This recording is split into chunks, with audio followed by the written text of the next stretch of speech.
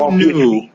Who knew that you were going to give this specific message? Who knew the name of the message? Who knew what the message was about prior? Me. Okay, wow. Me. You didn't tell anyone? I didn't tell a soul. I just told people, I'm preaching here at this church. Come support me. They did not know what church they was going to. And when they got there, they still didn't know. Until they may have looked on their side and saw two women sitting together with their arms around one another. And then I think that's when it got a little uncomfortable, because it was welcomed at the front door with a hug and welcome, to Refiner's Fire. Now, did the people at Refiner's Fire know what you were going to talk about? No. Wow. No one knew. No one knew nothing. They just knew that this was the first time this man was going to get up here and speak. Didn't know what he was going to speak about. My mama didn't even know. And were your and I parents look at there? the number 3 and I'm just like, oh, most definitely. Wow. My mom came. She sat on the front row. My dad didn't make it because he got lost. I don't understand his math quest, his theory, but he had gotten lost. But he's very supportive of me. Well, and he tried to be there. He tried to be there. Right, he did. Yeah. So, all right, so now let's get into the meat of it. So we've talked all the way up to the moment where you gave this speech. I gave this testimony, brought this message to the people. So they introduce you. Who introduces you? My pastor, Bonnie Radden. Yes. And you stand up to speak, and what happens? I was crying. I was thanking everyone that came. All of my friends, I thanked them each and individually, my mother and sister and everyone that was there. And I was crying, but it was hard for me to talk. I had to get myself together because it was very emotional. It was very, very, very emotional, and it was touching for me because I knew what I was about to say. And I knew that I was being set free at that moment. I knew that. I knew it. And it was a moment in time that I looked down and I said, they all came. They all stopped going to their services just to come and hear me, and they don't know what I'm about to say. It was scary, but it was freeing for me to know that I had this opportunity. So some of the people that you asked to come didn't even know you were gay? You hadn't come out to them? No. Oh, wow. Not at all. Most of the people, they were at my wedding. When I was getting married, they knew me from a child. These were some of the people that... Well, now we got to go back to that since you brought that up. We got to get a little bit background on the wedding. We can't just go forward, so let's just put a pin in our story real quick. And let's talk about as much as you want to share about that. So you married a woman at some point. I married a woman in 2001, July 7th, 2001. We dated, and, I was a church boy, she was a church girl, and everyone was just like, oh, you guys should be together. And we got together, got married, and, had rough times in our marriage. And there was a period in our marriage where it was dry for us. We were young. We were young-minded, and we were just young. We didn't really know ourselves. I was just like, okay, this is a cover-up for me. This is another mask I'm going to put on. The husband mask. This is what I'm going to do. And I'm going to be married to her for the rest of my life. And maybe, just maybe, I'll change. I won't be homosexual no more. I'm waiting for this change to come. You have been taught to believe, like everyone in church, have been taught to believe that homosexuality, just like alcoholism or any other quote unquote sin, could be prayed away. Yes. It could be, you could be delivered from that. That wasn't God's will for you. You were something different from that. That was the devil just putting this in you. And if you stay in the word and stay in God, that you can be delivered from this and those feelings will go away and you won't want that anymore. You believe that because that's what you have been taught. So in that context, marrying that woman, and this is a question, seemed like it was it could work. Yes, it was supposed to work. Mm-hmm. It was supposed to work the night, the night after, we said our vows. We slept together. It was all supposed to change, because I was praying and fasting. God, deliver me, deliver me, deliver me, deliver me. Because I want to be the husband for her.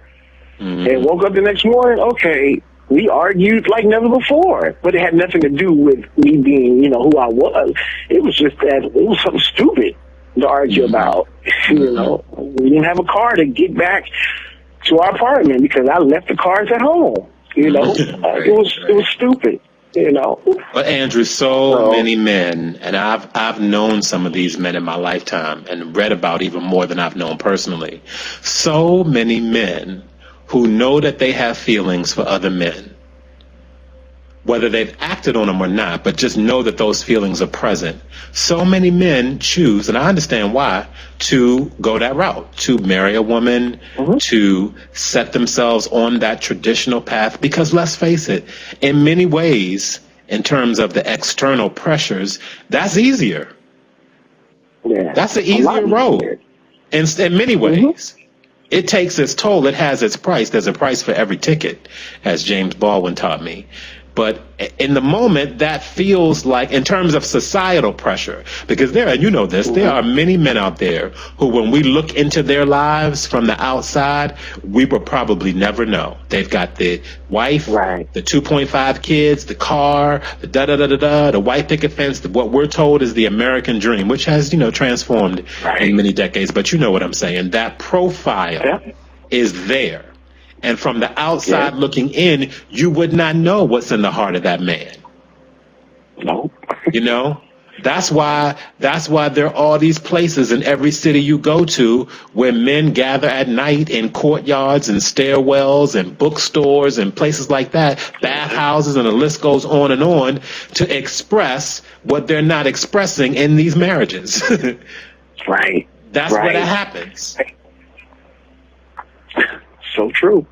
And that's where I believe that in giving that impression and giving that impression of being a man, but yet really, suppressing who we are, that makes a lot of women mad when they find out who we are. Mm-hmm. Because it's like we've lied. We've endangered their lives now, and that's what gives homosexuality a very bad name, because it's like, all of us are lying, and it's like, why? Mm-hmm. Tell me who you are so I can have a choice in if I want to be with you or not. I'm just learning along the way. Let me ask you then, because you make a good point. So why did you lie? Why did you do the very thing that you're saying is a problem for many brothers out there? Why did you make that choice? Because I wanted to be accepted. Mm-hmm. I wanted to be validated. I needed to be like everybody else. I did not want to be different. Mm-hmm. It was easier for me to lie than it was for me to tell the truth. Right. It was easier. And one lie led to another lie, and then another lie led to another lie, and then another lie led to another. Lying. That was just my pattern of living. Mm-hmm. I didn't know the truth. I did not know the truth. I just knew that I did not want to be homosexual. Mm-hmm. That's it. I did not want to be that, because that was the abomination. That was the ultimate sin. I did not want that. I did not want that. But in the black community, certainly in the one that I was raised in, and the culture that I know as an African American, there is a hierarchy of sin. So you can be a drug addict. I might not like it, but I'll accept it. You know, you can be an alcoholic. You can be an adulterer. You can be many things that are quote unquote sinful. But Lord Jesus, please don't be gay. All right? Don't be You can be anything else, and I might not like it, but I'll deal with it. But Lord have mercy, please do not be gay. That was at the top in many Christians, religious, tongue-talking folks' mind. That was at the top of the list of sin. You just cannot be that. Be anything but that. Cannot be that. Yep. And because that hierarchy of sin exists in our culture and in our churches, it's easier to go the route that you're talking about, to suppress it, to say, I'm just going to go ahead and marry this woman and complete this profile, and that'll get them off my back. I'll deal with whatever else I need to deal with for myself, but that'll get the masses off my back. It'll lighten that load a little bit, is what I hear you saying. A little bit.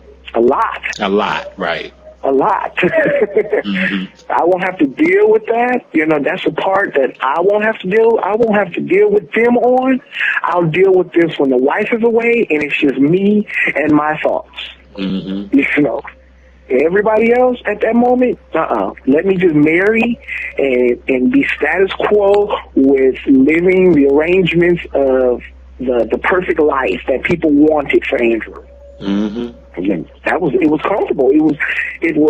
That's what it was. I was going, because I was an actor, I knew how to play that role. Right. Come on now. So, because I grew up, you know, I wanted to do theater.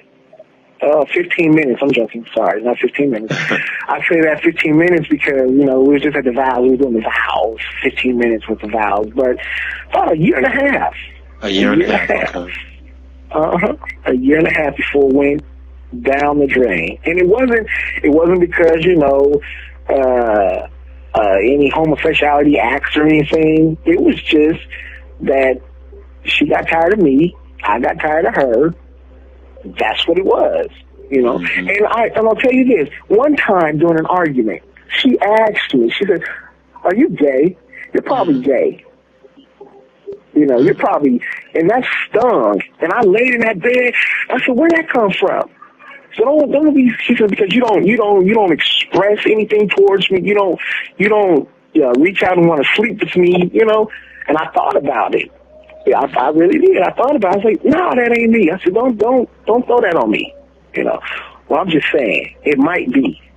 And I'll never forget that conversation. I rolled over and went to sleep, and she rolled over and went to sleep. I didn't go to sleep, but, you know, I rolled over. What she was saying to you was that you're not, she was saying to you, I'm a woman, and I know when a man is feeling me like that, and you're not feeling me the way that a man feels a woman. You're not touching me. You're not holding me. You're not wanting to make love to me. You're not relating to me, this woman, the way that I have known men to relate to me. That's what she was saying to you. Right.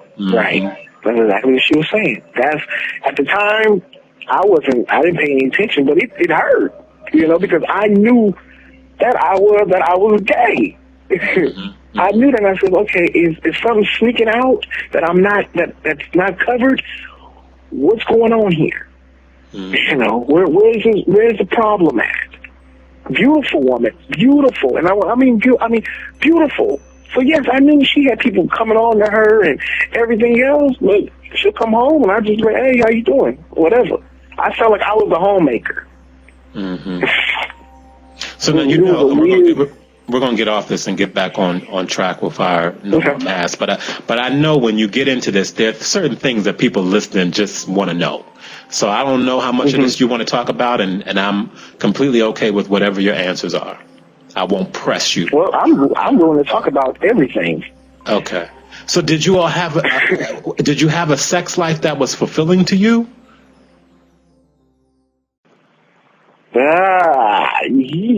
Yeah. It was fulfilling because I guess you could say I would have to drink. You know, would have to have wine to get stimulated, aroused by her. You know, if that makes any sense to you. they have to drink a lot. You know, it's like, okay, let's get this over with. Let me be romantic. You know, let me satisfy this desire right here in her. Play with this. Let me play with this side right here. It was tormenting. You know, it was tormenting for me, and I believe for her as well. And now that I look back at it, I really I feel bad because I shouldn't have done that. You know, I got married, and you know, just I wanted everybody. I always wanted a wedding. You know, hey, let's do this. I always wanted that. I did, and I wanted to be heterosexual. I wanted to, just so I can have I had the beautiful wife. I was a preacher, and you know, I wanted the kids. I wanted that, but that wasn't. I was always in constant battle with that's not who you are. And you know what, man? As I listen to you, I just think about, you know, one thing that I've learned in my life through the hard way is that and this is just such a life lesson, I think, when you don't know who you are and when you don't love yourself, not even know who you are. This is what I want to say. When you don't love yourself. Now, people use that phrase all the time. Well, just love yourself. Love yourself. And I'm not talking about sentimentality. I'm not talking about romanticism. I'm talking about loving yourself so that you respect and value who you are. When you show me somebody who has had, and many men have, and you know what I'm about to say is the truth, Andrew. When you show me, and let's talk about men for a minute. When you show me a man who has 100, 200, 300, 400 sex partners, I will show you a man who does not love himself. Because when you love yourself, you don't give yourself away to hundreds and hundreds of people. You do not do that. That is not love. That is not love. There's something else going on there when you can rack up 300, 400. And I know men who have had that many partners. I'm not even going to get into how many I've had, but I'm just going to tell you that I know that there are people out there who had hundreds of sex partners, and that is not love. That is lost. That is not love. That is lost.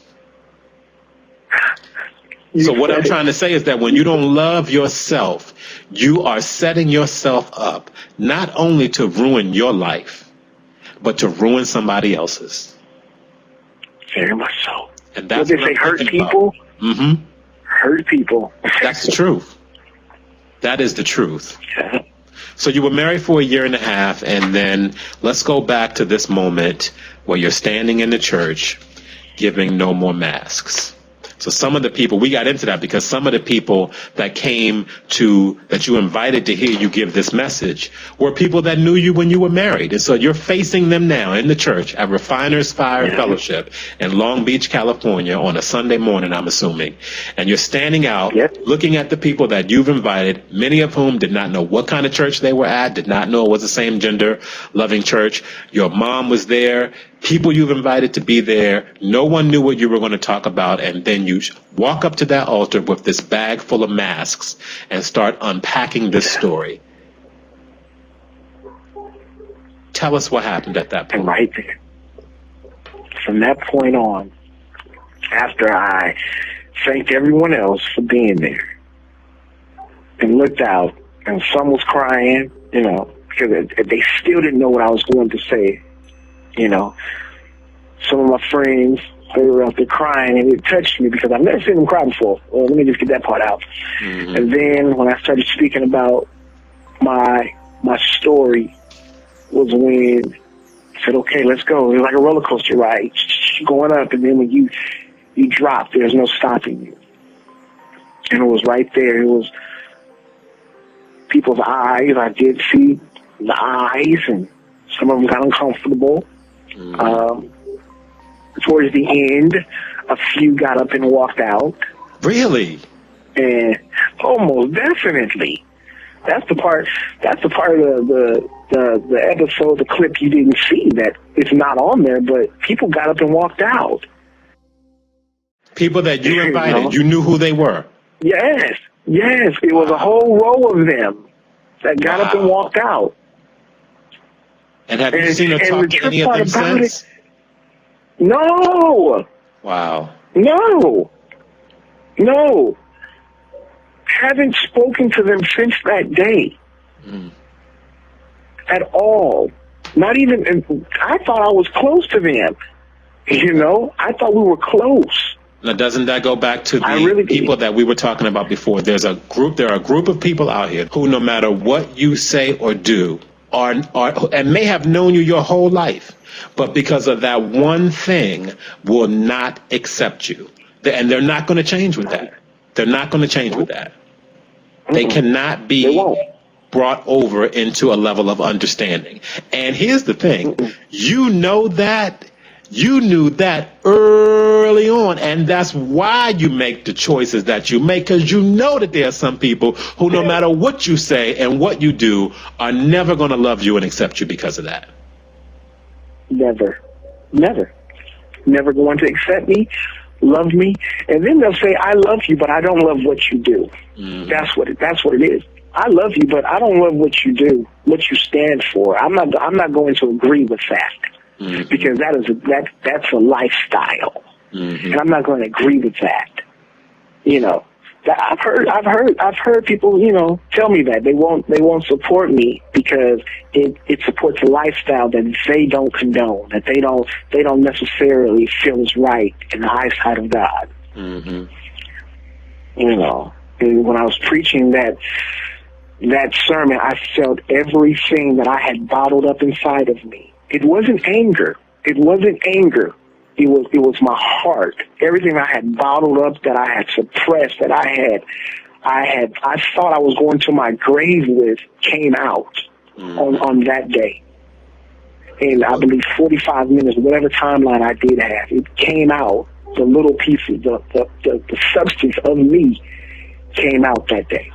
You know? Yeah, I was just going to ask you, at what point in the message did you feel like, I'm completely free now? All my burdens and weights have been lifted off my shoulders.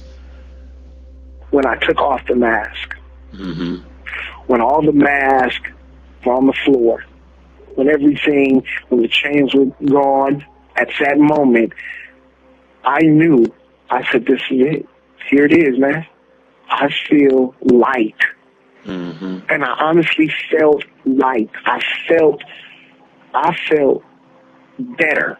I didn't even know what better felt like until that moment. I didn't even know there was a better until that moment that I looked, I said, all the masks are off and I'm free.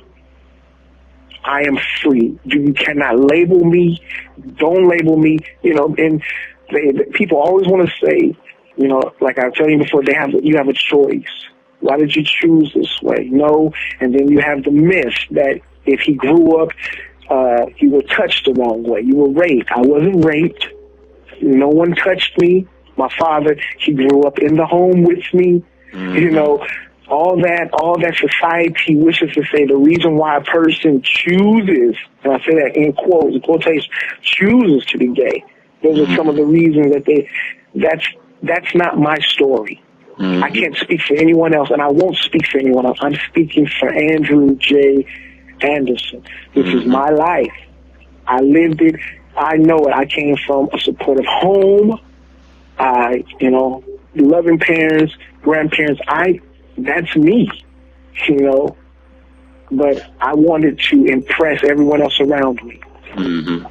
And who surprised you? Did anybody surprise you? Were there people who you thought would withhold their love, acceptance, and support who came forward with it? Who surprised me? Let me see. No one. No, I didn't. You know what? I think the one who surprised me the most was my brother, my younger brother. Yeah, my younger brother. He surprised me. Because he told me, he says, you'll always be my brother, no matter what. And I'll support you. I'll support you in everything that you do because I love you. That touched me because, you know, I love my family. I love them. And my younger brother, he's younger. He's in high school. He's going into his sophomore year of high school. And I just thought that maybe I would be an embarrassment to him because his brother is a homosexual, you know.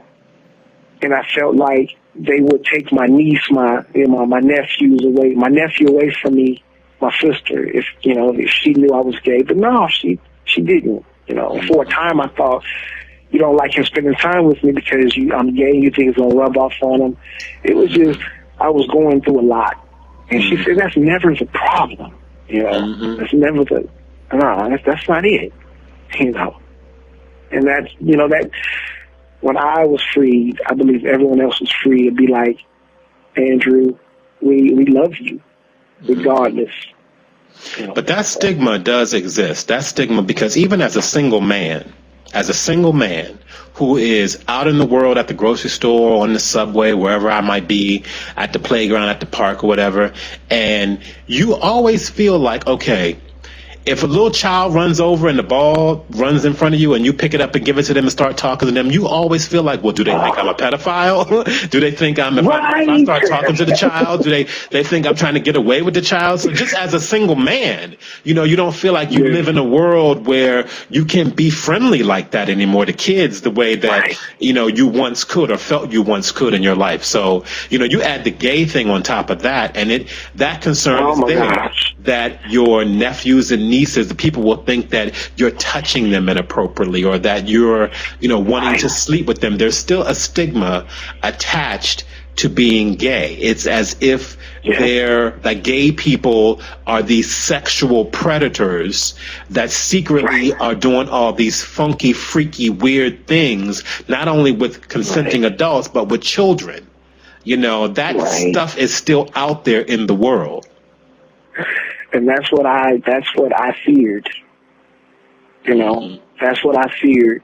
And all this time, me being a youth pastor, okay? Not children's pastor, it's a difference. Being a youth pastor with teens, I did not want to tell, because if parents saw me teaching their kids, I wonder what he's teaching them. If they knew I was gay. What is he teaching them? Is it okay to be gay? Is that what he's teaching? Because if so, I don't want my child going to his class, his Bible study class. I didn't want to face all that. But it was in the back of my mind, what if I did tell them? What if I did come out here? So your younger brother is what, 17, 18?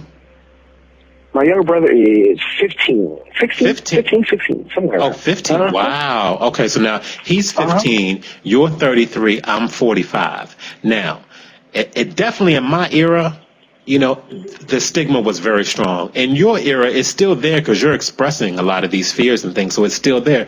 And it may even be there with the 15-year-olds, but I do believe this, and the polls sort of back this up when it comes to same-sex marriage, marriage equality, and don't ask, don't tell. The younger generation, those 15-year-olds, they're being raised with a different kind of consciousness. They have different television shows, different media around them. They are exposed to gay issues in a way that you weren't at 33 and that I definitely was at 45, and that even my parents, who are 75 and 76, just had no idea that we would be where we are with that issue at this point in time, because they had none of that in their generation. Well, you mentioned earlier that one of your fears was that, what your father's reaction would be. In terms of just brothers in general, like black men, straight black men, were you afraid? And even now, after all of this is over, do you have, when you walk into an environment that has a lot of heterosexual black men in it, how do you feel? Does any of that baggage come back, or are you completely free and clear and authentic and it doesn't even bother you at all? I would say when I first walk into the room, my first thought is, who knows about me? How are they going to respond? Because I'm going to be me, vocal, and just, hey, that's me. But my first thought is, who knows about me? And who's going to be uptight? Or who's going to think that I want them, being in this circle? Who's going to think that I'm attracted to them and, try and flirt with them and do all that? That's not me. You'll never know. You won't know unless I make it known to you. Right. That I'm attracted to you. But everything else is just like, I come into this group, I'm not nervous, but at the same time, it's like going to the barbershop. It's like walking to the barbershop, and what conversation will it be today hearing? Mm-hmm. Yeah. So how long was your message, No More Masks? You stood up and you unpacked the message, and how long from the time that you stood up to the time that you sat down? I said like 47, 48 minutes. Wow. Tops. And you sat down after giving that message, and what went through your mind? What was the response, and what went through your mind when you sat down? The response was everyone was on their feet except for the few that had their arms crossed that I invited. Okay? Had their arms crossed, and as soon as I was done, they left. Okay? Now, when I sat down, after I cried some more and praised God and rejoiced, I sat down and said, I feel good. Mm-hmm. I feel good.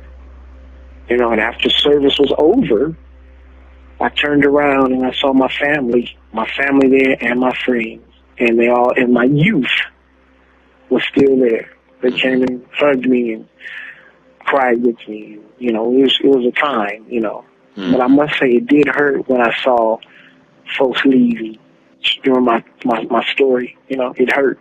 And I know how important it is to be authentic in telling your story, but also to protect the people who, are involved in your story. I get that. So I'm not going to ask you who those people were, but were they people, I just want to get some sense of how close they were in your life, the whole row of people who got up and walked away.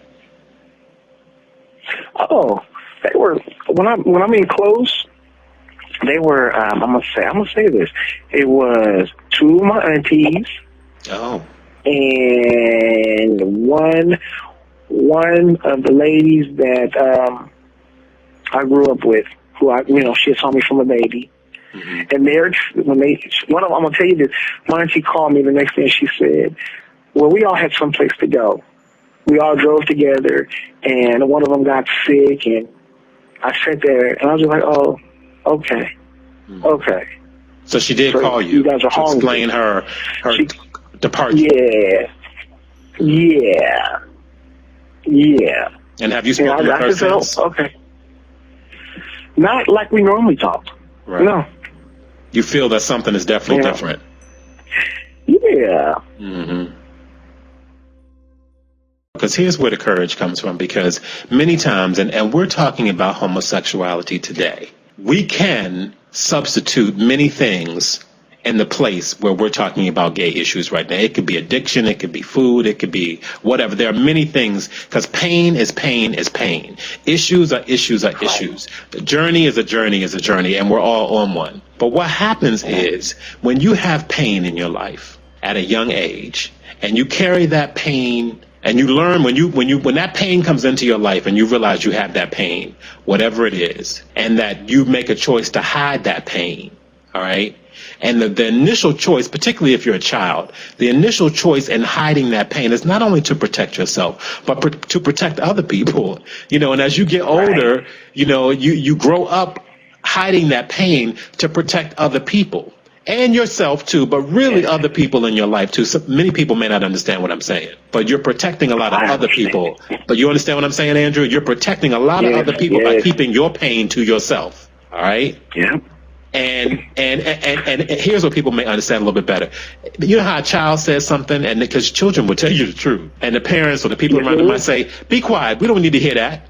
So as a child, you realize that by not telling that, I'm not only keeping it for myself, I'm protecting them because they don't want to hear it. They don't want to know it.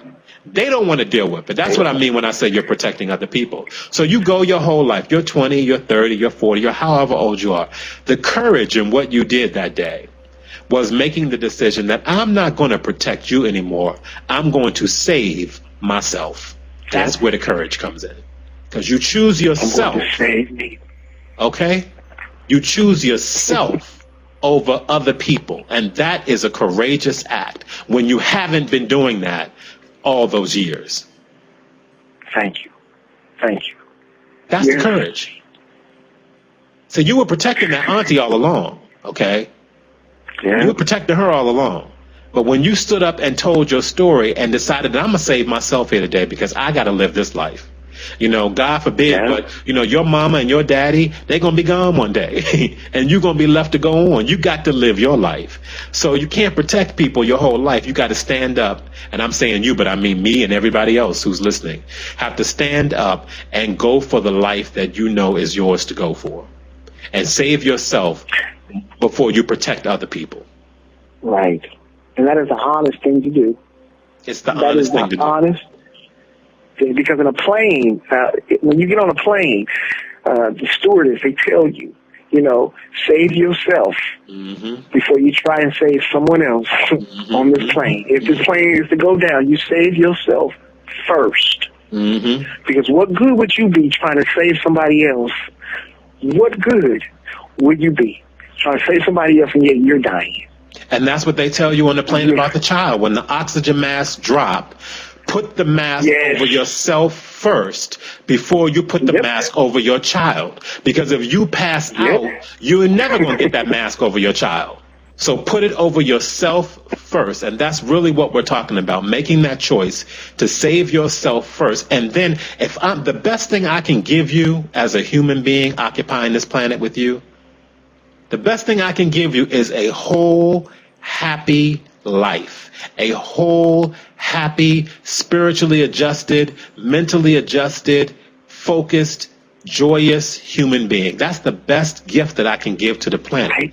And I can't give that if I'm fractured and if I'm compartmentalized to the degree that I'm not a whole person. Because that compartmentalization, stay with me now, that compartmentalization for many people, and you know what I'm getting ready to say, and it's true because I know these brothers and I've lived this myself.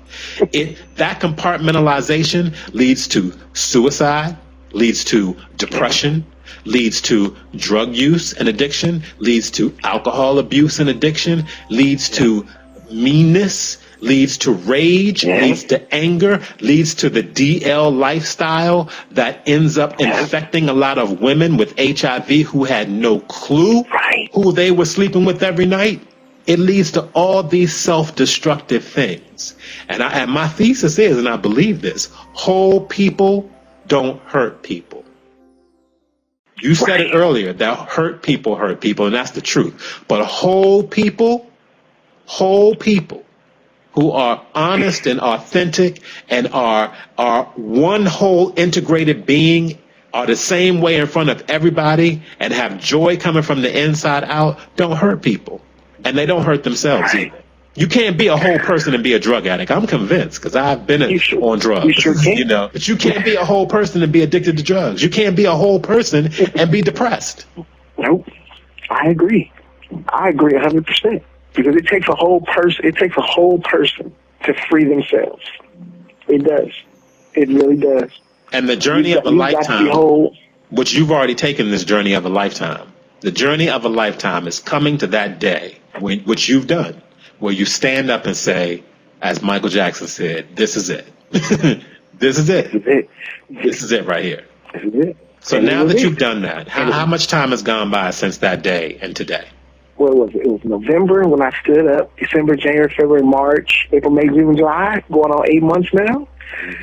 I have been well. I've been great. I've never known life to be like this. If I had known life to be this good, I would have came out a long time ago. I'm doing a book. You know, I'm writing my book entitled "This Is Why I Lied So Long." And this is why I lied so long. Wow. Yeah. Now, how did you get that title? This is why I lied so long. That is a great title. I was looking in my journal because a lot of my writings came from my journal, you know, going through my struggle, going through my life. And I was looking back and, oh my gosh, now where I'm at right now, I'm able to go back and answer the questions that I had, you know, questions to, give them now answers to where I left, you know, questions at the end of my journal and saying, why? Why is it like this for me?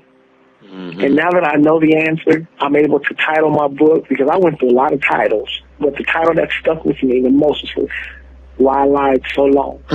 Now I have answers for everybody that's going to read this book. So long. That is a great title. This is why I lied so long. That is The Holy Spirit right there. That's going to change Yes, it is. In people's lives. Each chapter, it starts off with saying, this is why I lied about me, and then it's another chapter, this is why I lied about the church, this is why I lied about the marriage. I let my mom read a part of it just on yesterday, the day before yesterday, I'm sorry, and she said, I never knew. Mm-hmm. She said, this book is going to be very inspirational to me. And I have to go back, and I'm looking over it. Some of the parts, it touches me because I was like, this is from years, some of the things that I went through is written down in this. It's just like my journals and my poems and art in this. What you did not get to, that which I may not have said on the links is said in the book, and I'm looking forward to, getting publishing and sharing that. But even if it doesn't get published, there's always a Kinko's, and I can always make copies and pass this bad boy out.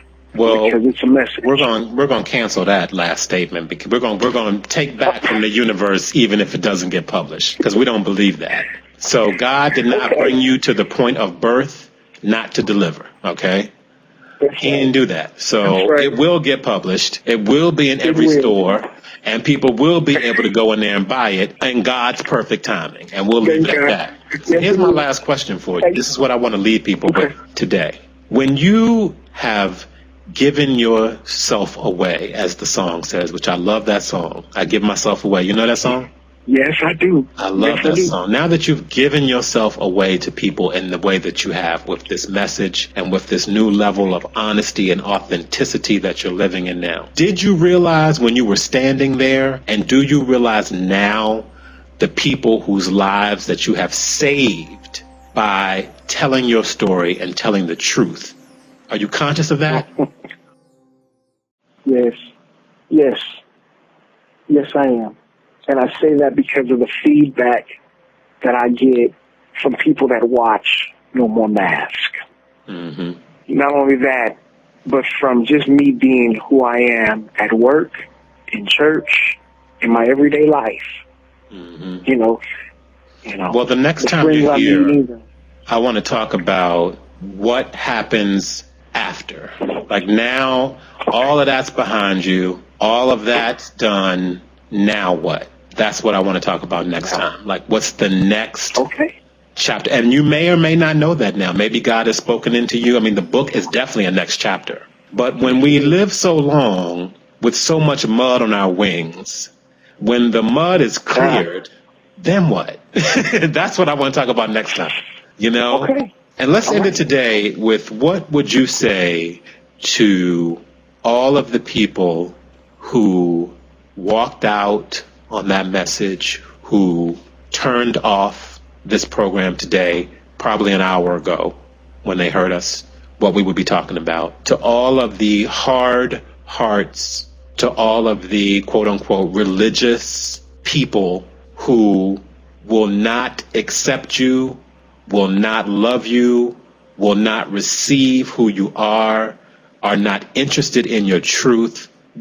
Because you got to live in this world. I got to live in this world, until we die. And there are people who don't like things about me for whatever the reasons are. How do you go forward in your life? And what is your message, not only to them, but what do you say to yourself to make all of that okay? To know that there will be people who will never be in your corner on this issue.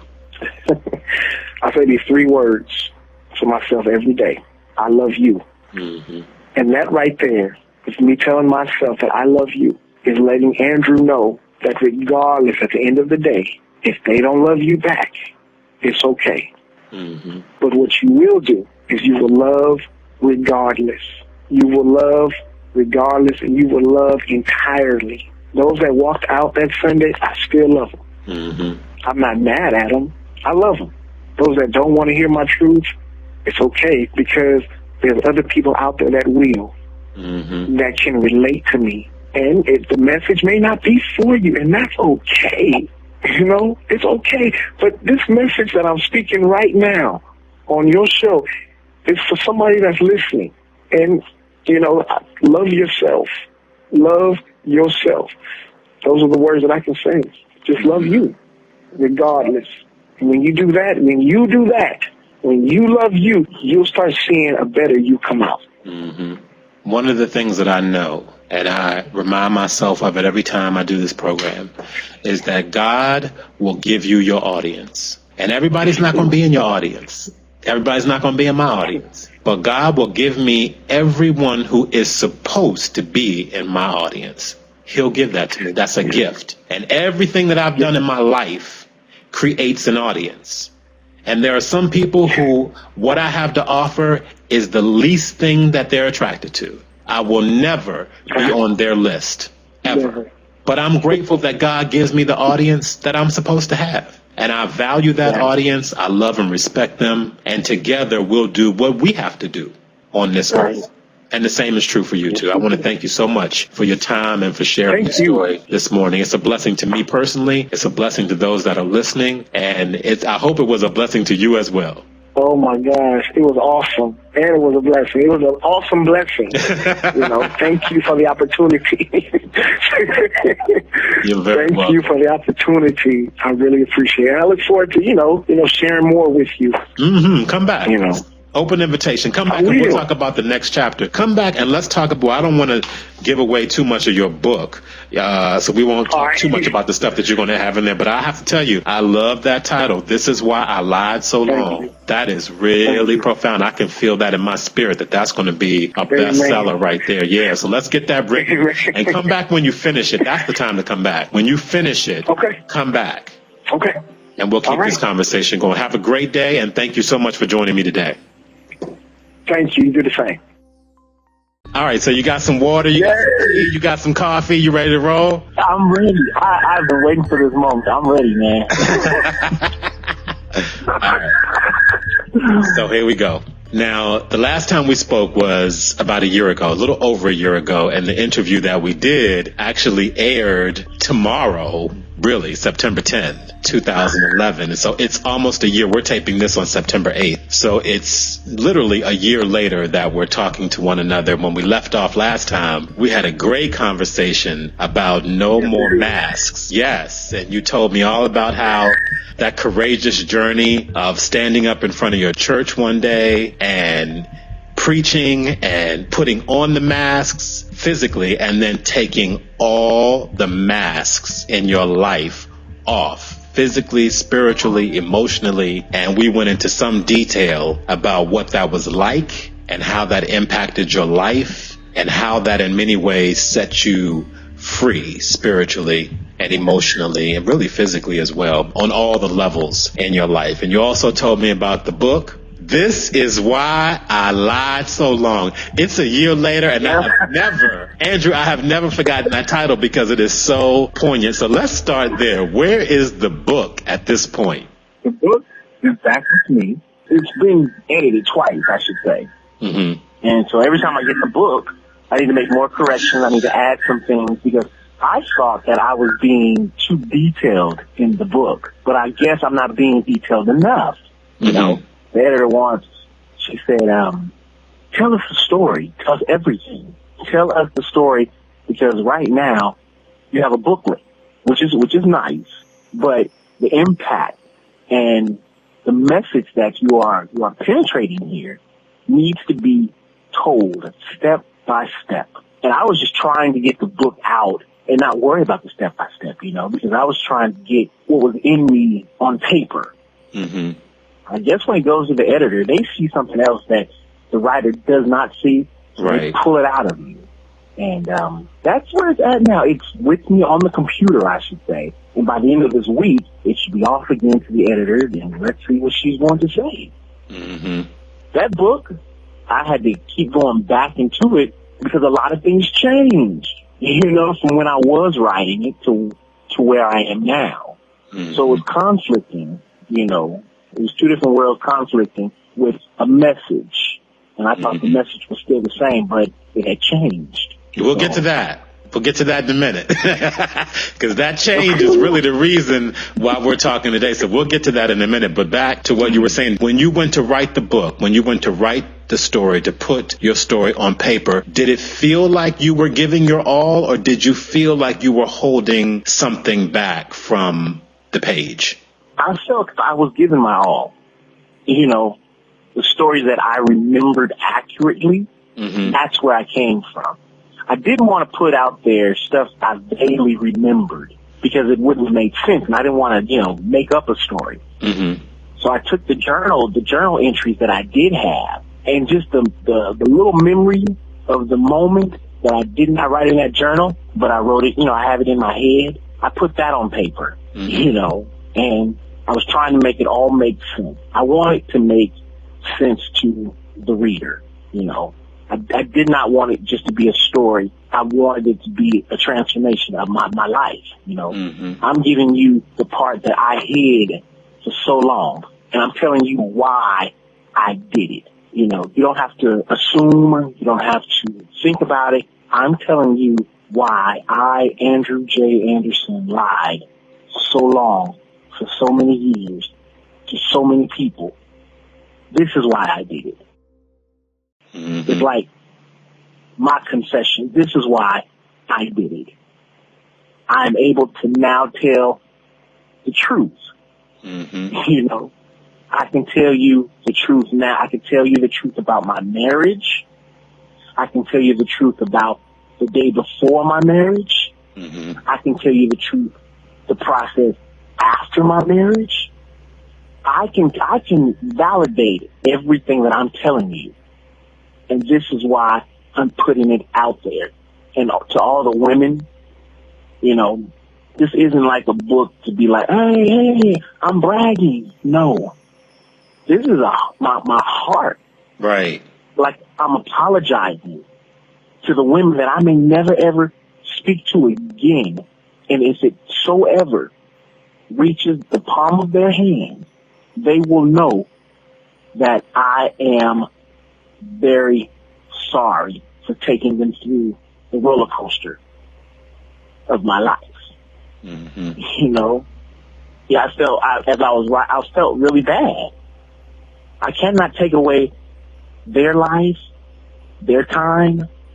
I can't do that. And I feel like I wasted so much of their precious time. And I know that I'm speaking a lot on the women because that's a bulk of my chapter, because that's the ones that I affected. I talked about my church, being a youth pastor, how, and this is going to shock a lot of people, that I never wanted to be a pastor, ever. That was something that I did not want to do. But I did it because people wanted me to. Mm-hmm. That was something that they seen.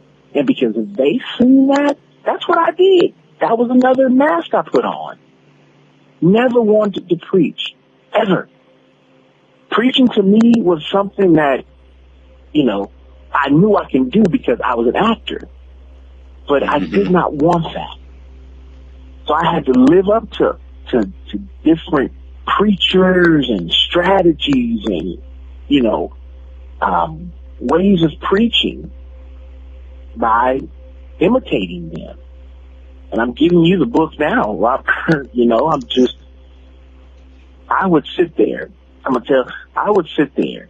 Mm-hmm. When I mean sit there, I would watch other preachers on television, okay? I would take their stories, their sermons, and put them on paper. And when I had to preach somewhere, I would preach their message, but change it up a little bit. Because that was the thing to do. Didn't study, I just knew that I could speak and put on a performance, because it was easy to do. And so I felt bad because it was like, now the youth, they looked up to me, and I'm telling my youth to be as truthful as they can, and here it is. I was lying to them. Not being comfortable with who I was, but lying. Lying and knowing my truth. And I just wish that I could take back all the years to where I am now. But I had to go through that. I chose that route. I chose to lie. I chose to get married. I chose to accept the call into the ministry I chose that. You know, people wanted it, but I chose it. I could have denied it, but I was a people pleaser. I lived to please people. My family, them around me, but not me. So, yeah, Andrew, let's backtrack for those who may not have heard our last interview and who may not know exactly what you're talking about. The forthcoming book is called This Is Why I Lied So Long. And the lie that you're speaking of is what? The lie, me. This is why I lied about being gay. That's the lie. Mm-hmm. This is why I lied about not being me. This is why I lied about taking the vow, the marriage vows. I lied because I thought that marriage would change me. And in every chapter, it's written, this is why I lied about my marriage. This is why I lied about the call into the ministry. This is why I lied about who I was. It covers all that. It tells my truth now. And many people will probably be like, well, I already knew. And that's to be expected. Mm-hmm. But it's coming from Andrew. Right. From Andrew. That's right. It's a difference. It's coming from me. Not your expectation level. It's coming from me. Mm-hmm. I'm the only one that can give you the truth. That's right. To this lie. That's right. That's exactly that right. Makes a difference. Mm-hmm. I want to double back on a few things that you said because you said some good stuff in there, and I want to go back and pick that around a little bit and pitch a tent. The first thing I want to talk about that you said was that you knew you could preach because you were an actor, but you really didn't want to do it. And as I heard you say that, I said, many people are engaged in deeds, D-E-E-D-S, deeds, or doing deeds that are rooted in their talent. Because we all have natural talents for some things, but there's a distinction between your talent and your gift and your calling. Right. And so what I hear you saying is that you were preaching out of a talent for theatrics and for performance, but it was not necessarily the gifting that the Most High God put on you and called you to do. Would you say that that's true for you? That's true. That's true. And then let's pitch a tent here. Mm-hmm. When it came to the youth, and I have to make this known, when it came to the young people, I had a passion for being that young person that they can relate to. I necessarily did not like the role or the title of youth pastor, P-A-S-T-O-R. Okay? So, in my eyes, I had to switch it up to change it to youth pastor, P-A-S-T-A-H. Right? That helped me. Pastor. Right, I got you. Yeah, that helped me identify with them. Right. Not to divulge so much of myself, but to be on that level that, hey, we can work through this. We can work through anything. Don't look at me as a youth pastor. Look at me as someone that, I'm willing to relate to you and give it to you the real. Well, the real that I thought. So yeah, just being that role model. I had a passion for young people and still have that passion. I have a passion for young people, and I also put that in my book. I told people, if my youth was reading this book, they're adults now, but I never ever wanted to place them in an uncomfortable positions with me, ever. What I mean by uncomfortable positions with me is I knew some of the things that their parents was telling them about me, about my sexuality. But I never wanted them to see that. I wanted them to see that Andrew is caring. Andrew loves us. Andrew is true to us. But then that word true started conflicting with my identity. Because I was telling them, be you. Be you. Be you. And here it was. I wasn't being me.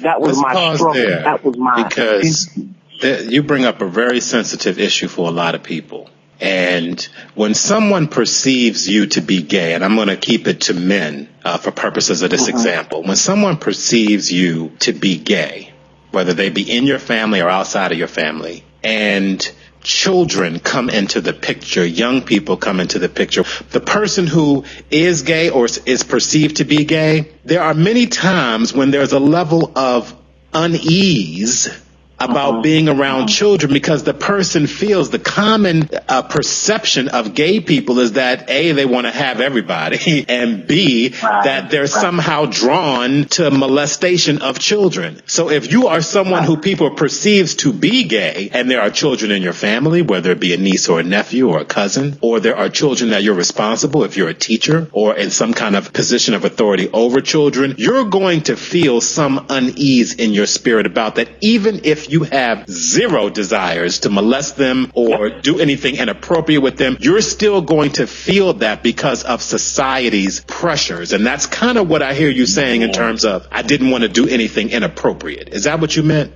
Yeah. No, I didn't want to do anything inappropriately, because that says I had the intention.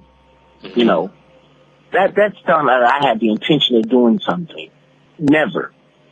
And I just want to make that clear. Never had any intention on being with them in any kind of way other than being the best youth pastor I could be to them.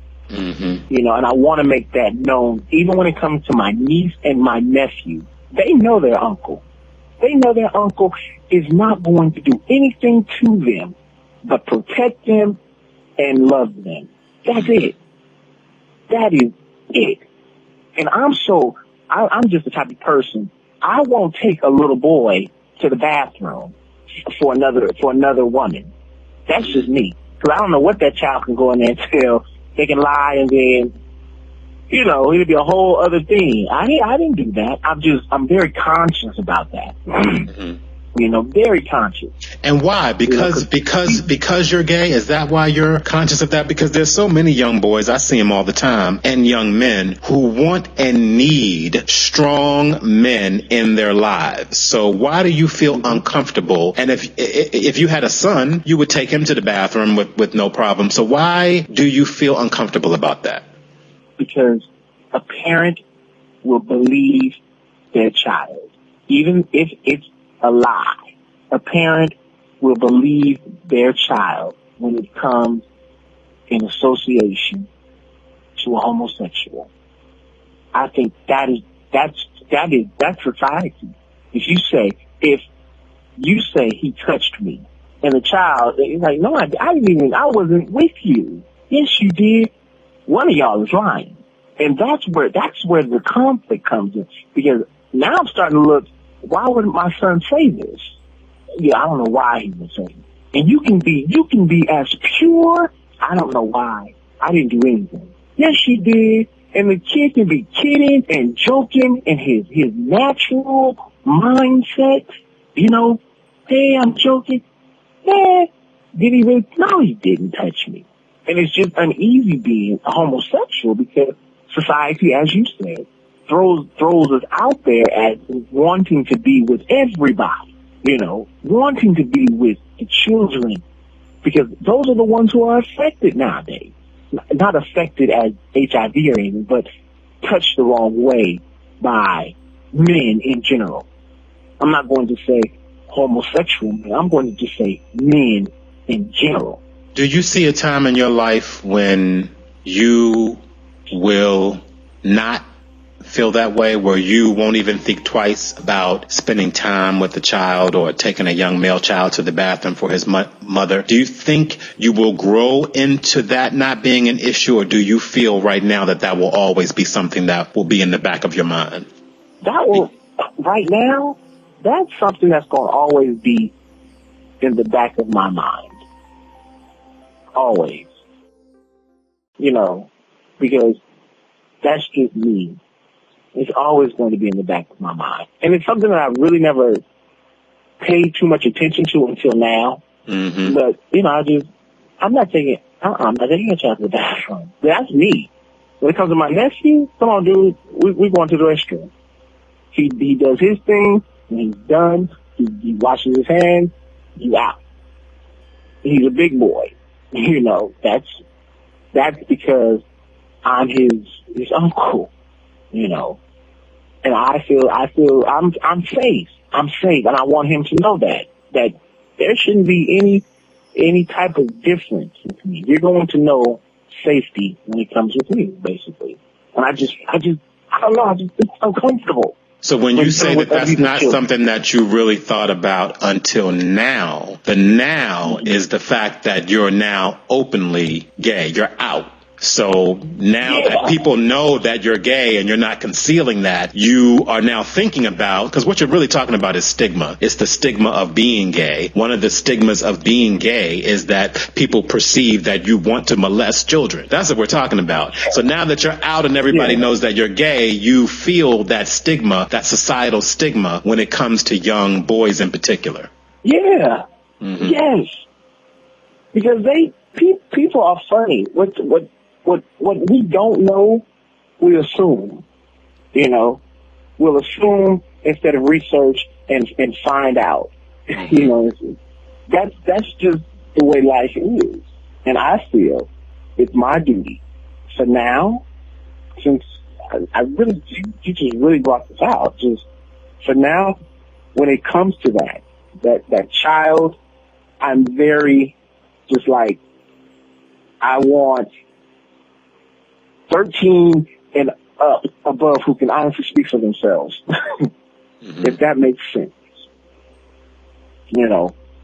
And look down my record and along the way that I'm not even that type of person, So I hear what you're saying. I think it's, I definitely hear what you're saying, and I understand it. And I think in so many ways it's so unfortunate because there's some good gay brothers out here who make excellent role models for very vulnerable young boys who need a strong male presence in their lives and do not have that. And I think so many of the gay brothers will not step forward for some of the reasons that you're talking about, whether it be children in their family or children outside of their family. There's a hesitancy about stepping forward and filling some of those roles purely based on their sexual orientation. But let's go back to here, because how do you really connect? Because I hear what you're saying about not really wanting to preach, but preaching because you were a good actor and you were acting out of your talent. Even though you had a love for children, you didn't really want to preach. How do you connect that choice to do that with being gay? What does being gay have to do with your making that choice in your life to preach,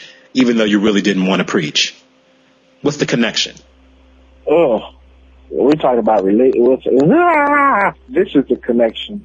Say that again, Robert. Say because I want to be very accurate with how I answer this. Okay. Do your question again? Because I hear you saying that you were preaching because you knew you could, because you were a good actor, but you didn't really want to preach. And there are many people out there who would say the same thing. But why is that a gay thing is what I'm trying to understand. How do you connect that choice in your life to the fact that you're gay?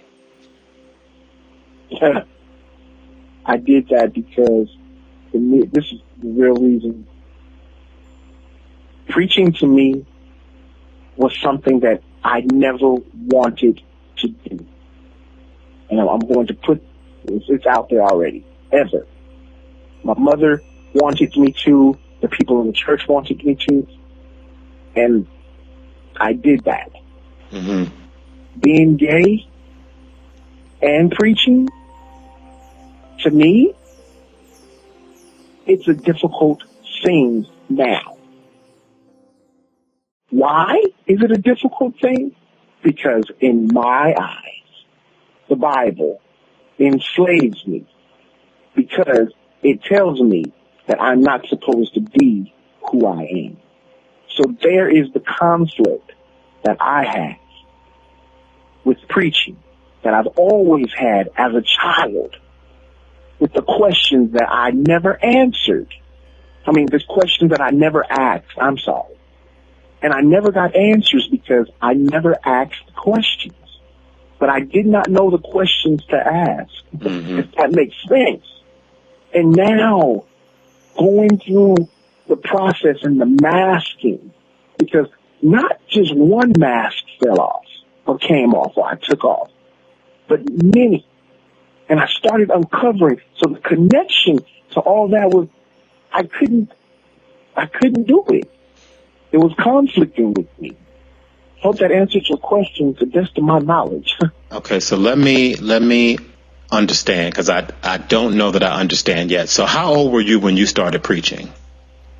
How old was I? I was out of high school, March 1st, accepted the call, 17. Okay. And 17 years old. Did you know you were gay at 17? Yeah.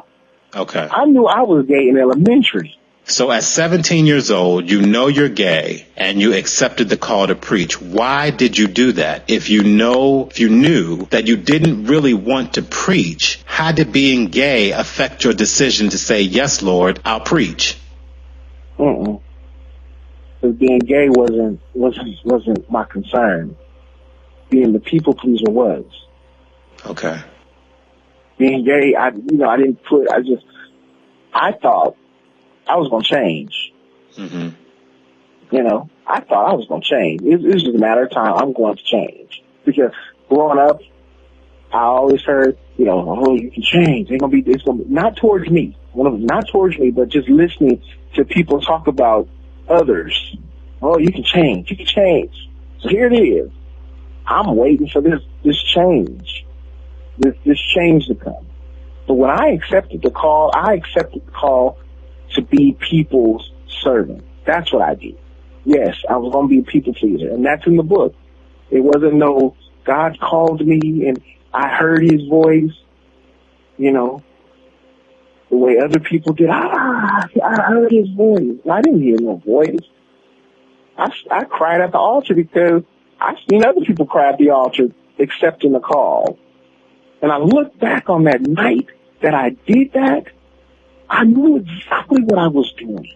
Exactly what I was doing. Crying my eyes out. Giving a performance as the youth pastor was around me at that time. Saying, say yes, Andrew. Say yes. And in my head, I'm saying, say yes to what? What am I saying yes to? Right. Listen to him. Surrender to him. Surrender to him. He's going to use you. This is all I'm hearing. I'm like, oh, God, you done got yourself in it now. What turned out to be just going to the altar that night became an academy of a performance. He accepted his call. The church guy, yeah. And here it is. I'm like, oh, okay, yeah, I feel better. I'm going to be changed now, Let's try this role. Let's try the preacher role. Because I think I hear some truth in what you're saying, some deep truths in what you're saying. Let me paint a picture and you tell me if this is true for you. Because there are many people, young boys and young girls, who sit in church throughout their young lives and who hear sermons, who hear preachers preaching sermons about many things, about alcoholism and prostitution and lying and cheating and all the sins and behaviors that we're taught are sins. And when you're sitting in church every Sunday and Wednesday and Thursday or however often you go, and the preacher hits on what he's calling a sin, and you know that when the preacher hits that, he's talking about you. Nobody else may know, but you know that the preacher is talking about you when he hits certain notes. And sometimes, and I've known brothers who have done this, gay brothers who have done this, you say to yourself, if I stand up and preach, if I stand up and wrap my life around this word and accept this gospel, it can change and transform me, and I won't be this thing that the preacher says I am right now.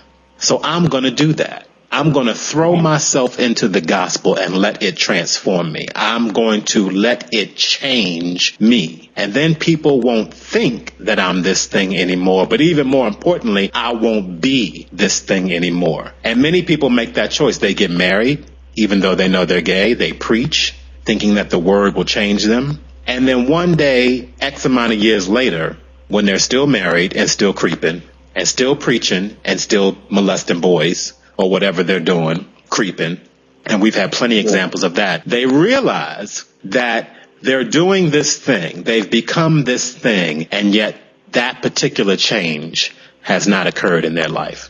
So they get divorced, they leave the ministry, or they somehow try to find a way to transform themselves into a more authentic life. So what I hear you saying is that the connection, the gay connection to your preaching was that, and this happens to a lot of people. The gay connection to your preaching is what I heard is that you really thought that this would change you, that you wouldn't be what you were if you chose preaching as a profession. Is that true for you? That is very true. That is, and it was in an order. Because first I accepted the call, then I got married. Mm-hmm. The transformation wasn't happening. Mm-hmm. So I was saying, he who finds a wife finds a good thing, and I'm paying favor. So I'm thinking favor is associated with change, right? This mind of mine. The preaching thing isn't working. Let's get married. This is going to change me now. Now, I've accepted the call. He's going to transform me. So now I got to have the wife to go along with it, because I'm a preacher. So a preacher has to have a wife.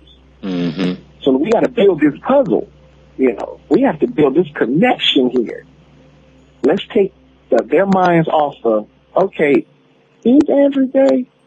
Because now he didn't found a beautiful woman, and now he's married, and he's a preacher. And God don't call no gays.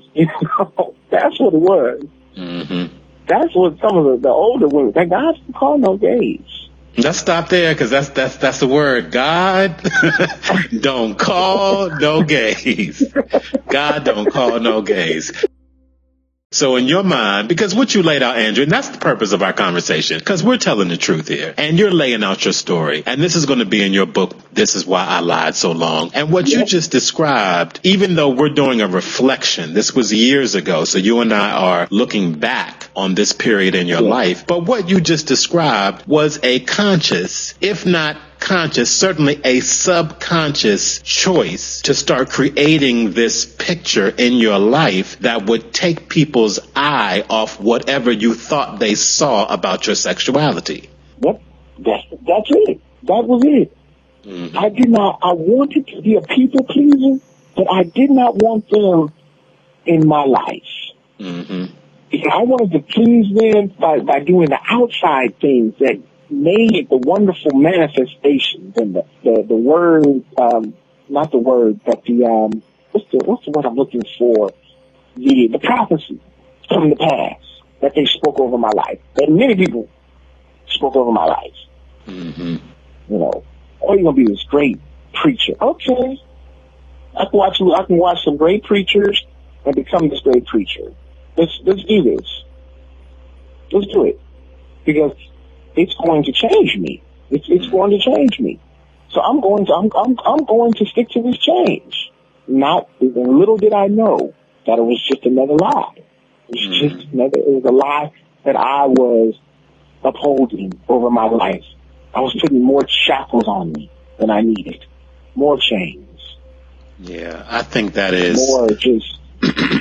I think what we're talking about, and then we're going to transition to some of the spiritual changes that have taken place in your life. But before we get there specifically, what you're describing is what happens to so many of us. And it's no fault of anybody's, because we're born into families and raised up with parents who give us what they have, and what they've inherited is church and religion. And so they give that to their children. And I thank God for it. I thank God that my mother took me to church every Sunday. I'm glad that I'm rooted in my religion. I'm glad that I heard those sermons and heard that preaching, because that gave me something to root into and an understanding to have as I begin to grow up and out and blossom. You got to have a root, and I'm glad that I'm rooted in religion. You and I both know people who are not rooted in that. They have no spiritual foundation. They were never exposed to any of that. So what I hear you saying is that you had the root of religion in there. And sometimes that religion,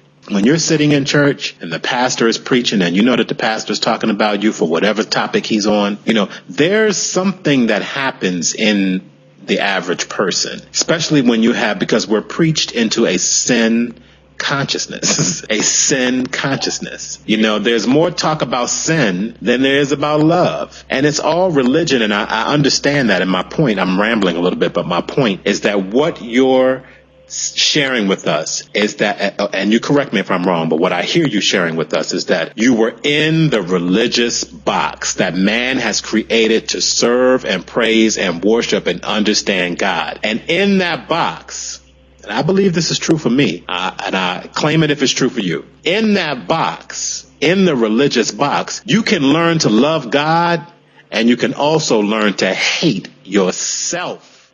Yeah. Oh my gosh. Yeah. You hear me? Religion will teach you to love God, but it will also teach you to hate yourself. Oh. Ooh. Deep, hate right? Yourself. And not only, yes, hate you. Hate this wonderful being that you were created, that you are created to be. Hate you. Yes. That's why I wanted to commit suicide, because I hated the person that I had became for other people. Mm-hmm. I was going to kill this actual body, all this, for an image that I had made for other people to be impressed by. While this black man, this human being, was hurting on the inside. Mm-hmm. I was just going to wipe him out. And I was going to wipe out everything behind the image that I painted for everybody to believe. Mm-hmm. And it was that image that was killing me. It was that image that had to die, not me and my physical body. Mm-hmm. And that's where suicide comes up for, I think, many people, is because we take these images and we don't know how to escape the images that we've painted. Mm-hmm. So we kill ourselves, which brings out a whole deeper point. We already dead when we're not living to our true being. Mm-hmm. That's the truth right Walking there. dead. That's the truth right there. And because what we do as human beings, particularly religious human beings who are taught to love God and hate ourselves, we begin to consciously create from that place of self-hatred. So you're choosing and creating from a place of not loving yourself. In fact, from a place of hating yourself. That is why a man, and I'm talking about you because you've shared openly, and this is not just about you, it's you're the man of the hour to save all the souls out there who are about to do what you've already done. It is an act of self-hatred to marry a woman when you know that you're gay. Just like for me, it was an act of self-hatred to sit in my house for 10 years and get high out of my mind every single day. That is a man who hates himself. It is a man who hates himself who will stand before the altar and say, I promise to love, honor, and cherish you, and you know that you're gay. That's not love. That's not love. That's hate. That's hate. That's hate. That is and you were hate. taught that, Andrew. You were taught that. You weren't born hating yourself. You were taught to hate yourself. Yes. That is true. I was taught. Because church was all I know. Church was all, and that's why I heard all the messages on how I should live my life. Mm-hmm. And when I couldn't wrap my brain around it, the fact that God hates me, Mm-hmm. so therefore if he hates me, I gotta find the me that I'm supposed to be. I have to find him. Mm-hmm. Is he in the pulpit? Is he in the calling of being a youth pastor? Is he in the husband? Is he in dating many different women? Where is he? Because I'm not going to hell, being gay. I'm not. That's wrong. I'm going to find this right man that I'm supposed to be, because I'm not going to hell. That's what I'm not going to do. Mm-hmm. And we are preached to hell. Homosexual will not enter or inherit the kingdom of God. Mm-hmm. Huh? Right. Who scares people like that? Mm-hmm. Let me just say, though, because the brothers out there and sisters who are, and I welcome disagreement on this point, the brothers and sisters out there who are preaching hellfire and damnation are preaching what they see in the written word of God and how they interpret that. They're preaching out of what they know. And this is going to be our transition to what we really want to get to today in today's conversation. All the rest of this has been warm up for what we're getting ready to get to.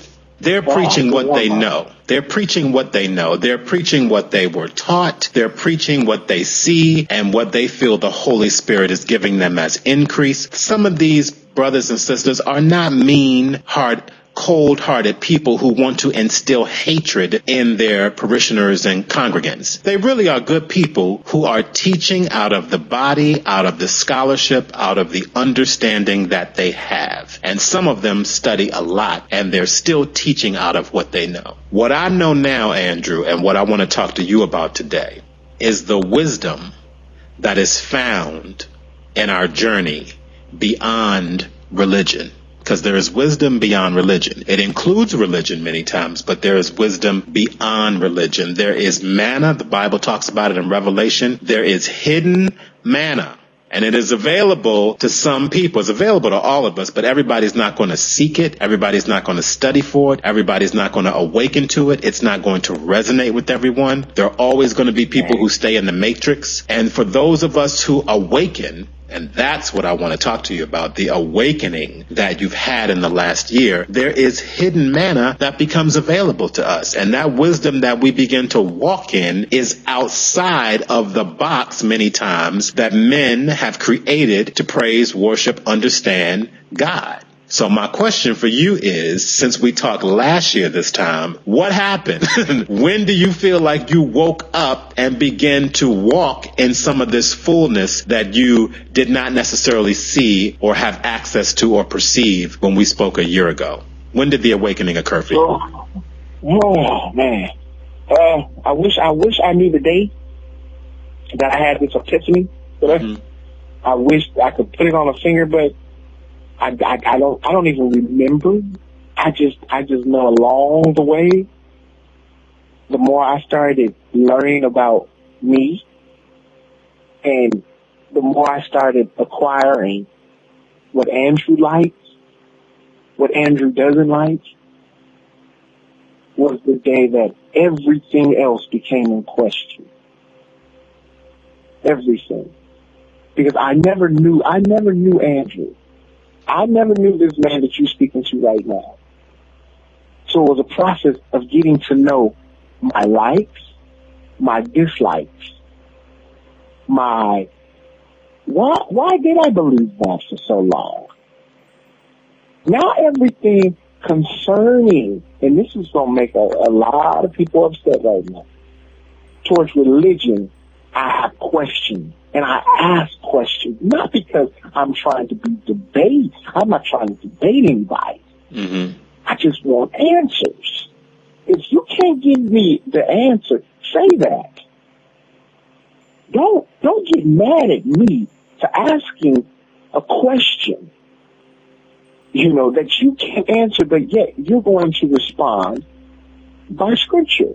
Okay, so because I want to walk our audience through this, and I don't want to be so esoteric about it and so philosophical about it that people don't really understand what we're talking about, because I respect the fact that you don't know the exact date. I mean, I've been spiritually awakened in the last 2 years, and I can't tell you the exact date that it happened. But when did you know something was different is what I wanted to start at that place, whether it be an incident or a story you can tell me when you knew that you were perceiving things differently than you had before. Can you take me to that point? Okay. When I started accepting the responsibility more in my life. Mm-hmm. I hope that makes sense. When I started accepting the responsibility for my actions, for my thoughts, for me as a person, was when I believe the light bulb came on. Mm-hmm. Because for so long, I would find myself blaming others Mm-hmm. for a choice that I had the power to do or to say. And when I took that power, the power of responsibility back, I believe that's when everything started to make sense. Because when you give yourself away, you give away your power, you give away your responsibility. And I'm learning that it takes an honest person to be responsible. Mm-hmm. We all want to be real, but there's a factor in that realness, and it's called responsibility. Own up to it. Accept it. It has to make sense to the individual, to you. I'm listening to you, and it sounds like to me, because I want to keep this as street as possible, it sounds like to me that since, in the last year since we've talked, it sounds like the truth has gotten good to you and has led you to other things in your life. It sounds to me like coming out of the closet, saying I'm gay, saying this is why I lied so long about this, saying I'm sorry to the women that I led along the path. It sounds like to me that the more truth that you've walked in has liberated you and opened up new doors for you to walk through and in. That's what I hear you saying. And that's what I'm saying. The truth has become my friend. Mm-hmm. The truth is my friend. It's gotten so bad. It's like this now. Well, I find myself getting to work on time before time now. You know what I'm saying? Because I was a person, okay, I'm going to get there maybe 3 minutes late. Okay. But now the responsibility is, Andrew, this job requires you to be here at a certain time. Mm-hmm. Be there. Accept your responsibility for them 8 hours that you are there. Mm-hmm. Commit yourself. Be responsible to your employer, because it speaks volumes about who you are. And that gave me a whole new outlook. Now I'm conscious about everything. I'm conscious about the foods I eat, the way I eat. It's fun living in truth. Mm-hmm. Because truth, it frees you. You ain't got to worry about, what did I tell that person? If I got to lie to you, I don't need to do it. Mm-hmm. That's right. Why am I lying to you? Right. Why do I feel I need to lie to you? Mm-hmm. If I have to lie to you, there's a problem. Mm-hmm. That means I'm binding myself. I don't want to be bound no more to nothing. And that doesn't mean that I'm living a life carefree either, or not responsible. I'm living in truth.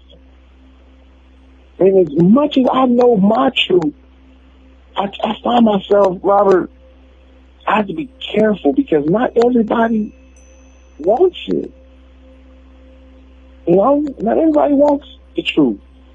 Okay, so let's kick that around a little bit, because I think that's true. And you and I talked the other day, and I told you, because you said to me, I tweeted something, I put something out on Facebook, and you said, I think you're scaring a lot of people with this truth that you're putting out there, and with your new awakening. I think you're scaring some people. And my response was, the truth, it will set you free, but it's going to hurt like hell first, and it's going to terrify you before it sets you free.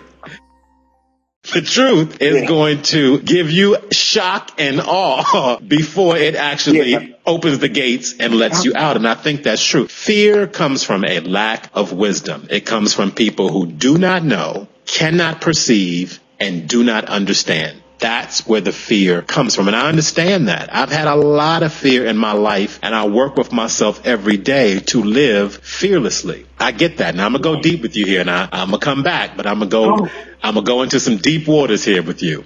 I believe that this is true, what I'm about to share with you. And I want to see if it resonates with you. When you begin, there are reasons why people lie for a variety of things, whether it be because they're gay, or whether it be because they're a drug addict or an alcoholic, or whatever you fill that blank in with, whatever the issue, if you will, is. There are reasons why people lie. There is a pressure put on us living in the matrix. And when I say the matrix, that's just another word for the mainstream. Okay. The popular culture puts a pressure on you from the time that you're a child to conform, to be a part of what is called the melting pot, to melt in there, have your own flavor maybe, but melt in there and be in there and just go through the systems of life as we have prescribed them for you. That's the pressure. That's the flow of the river. So a lot of times people lie because you're in that flow, and you want to please parents, as you said, you want to please teachers, you want to please everybody that you think needs to be pleased in this matrix that we're in. It is an act of love and courage to finally one day say, whatever that is for you, to say, I am going to step off of all of that, and I am going to put myself first. In fact, I am going to save myself. I'm not going to protect your feelings. I'm going to own my feelings. And if owning my feelings hurts you, that's really not my problem, because this is who I am. And if that is in some way offensive or hurts you or makes you think whatever you're thinking, that really is not my real estate to own. That's your real estate. And so it's an act of love to save yourself. And that's what the truth does. It's somebody standing up saying, I am going to save myself from this matrix that is trying to create something in me that is not true for me. It's trying to mold me into something that is not authentic for me. And what you did a year ago was stepped off that matrix, stepped out of that matrix, and said, this is who I am. And when you did that, here's the deep part. I think what happens is, we only use, they say, between 10 and 17% of our brain power, and scientists have only unlocked 10% of our DNA, of our genetic code. The other 90% they call junk DNA. Now, God don't make no junk. So that 90% is absolutely useful. And when you step out of the matrix, that's the first step to accessing the 90%. That's the first step to accessing the 83% of our brains that we don't use. You're a candidate. You're a candidate for some truth, for some hidden manna outside the matrix. And it unlocks those codes in your soul. It unlocks some stuff. And that's what I hear you saying. Stuff has been unlocked. And then we wake up one day and it's like, whoa, there's a whole new world in front of me that I really didn't perceive. Right. Okay? Because I was too busy trying to conform and mold into what everybody told me I should be and should think. And because I bought in, and this is my question to you, I bought into everything I was taught without questioning it. That's where you were starting to lead us to. Because the first step to wisdom is to question everything you think you already know. So what did you begin to start questioning after you woke up? Oh, my gosh. I started questioning God. Now, being a child, I know you heard it. Robert. We were always told not to question who? God. You don't question. That's what my grandmother said. Don't question God. Mm-hmm. Well, he knows all. You don't question him. Because when you start questioning God, you make it seem like he's doubtful of what he's doing. And I would hear that. Huh? Why? But I have a question. If I have a question and I raise my hand in school and the teacher don't answer me, I feel she's ignoring me. Mm-hmm. Especially if I feel she has a duty to answer my question because I am the learner, right? She's the teacher. Mm-hmm. A sign of questioning is raising your hand. And no matter how many times a child raises their hand, you got to answer that question. So I started questioning God. I wanted to know certain things about, well, if I was created in your image, God, why did I hide so long who I am now to be like for somebody else's image? I did not understand that. And I know that probably doesn't make a lot of sense, but it makes sense to me, which is scary. I wanted to ask everything, even with God being on the cross. Well, why did you say, for God so loved the world that he gave his only begotten Son, now whosoever believes should not perish but have everlasting life? But yet over here, it tells me that fornicators, adulterers, homosexuals not inherit the kingdom of God. I'm confused. This is not making sense. And I defended this for so many years.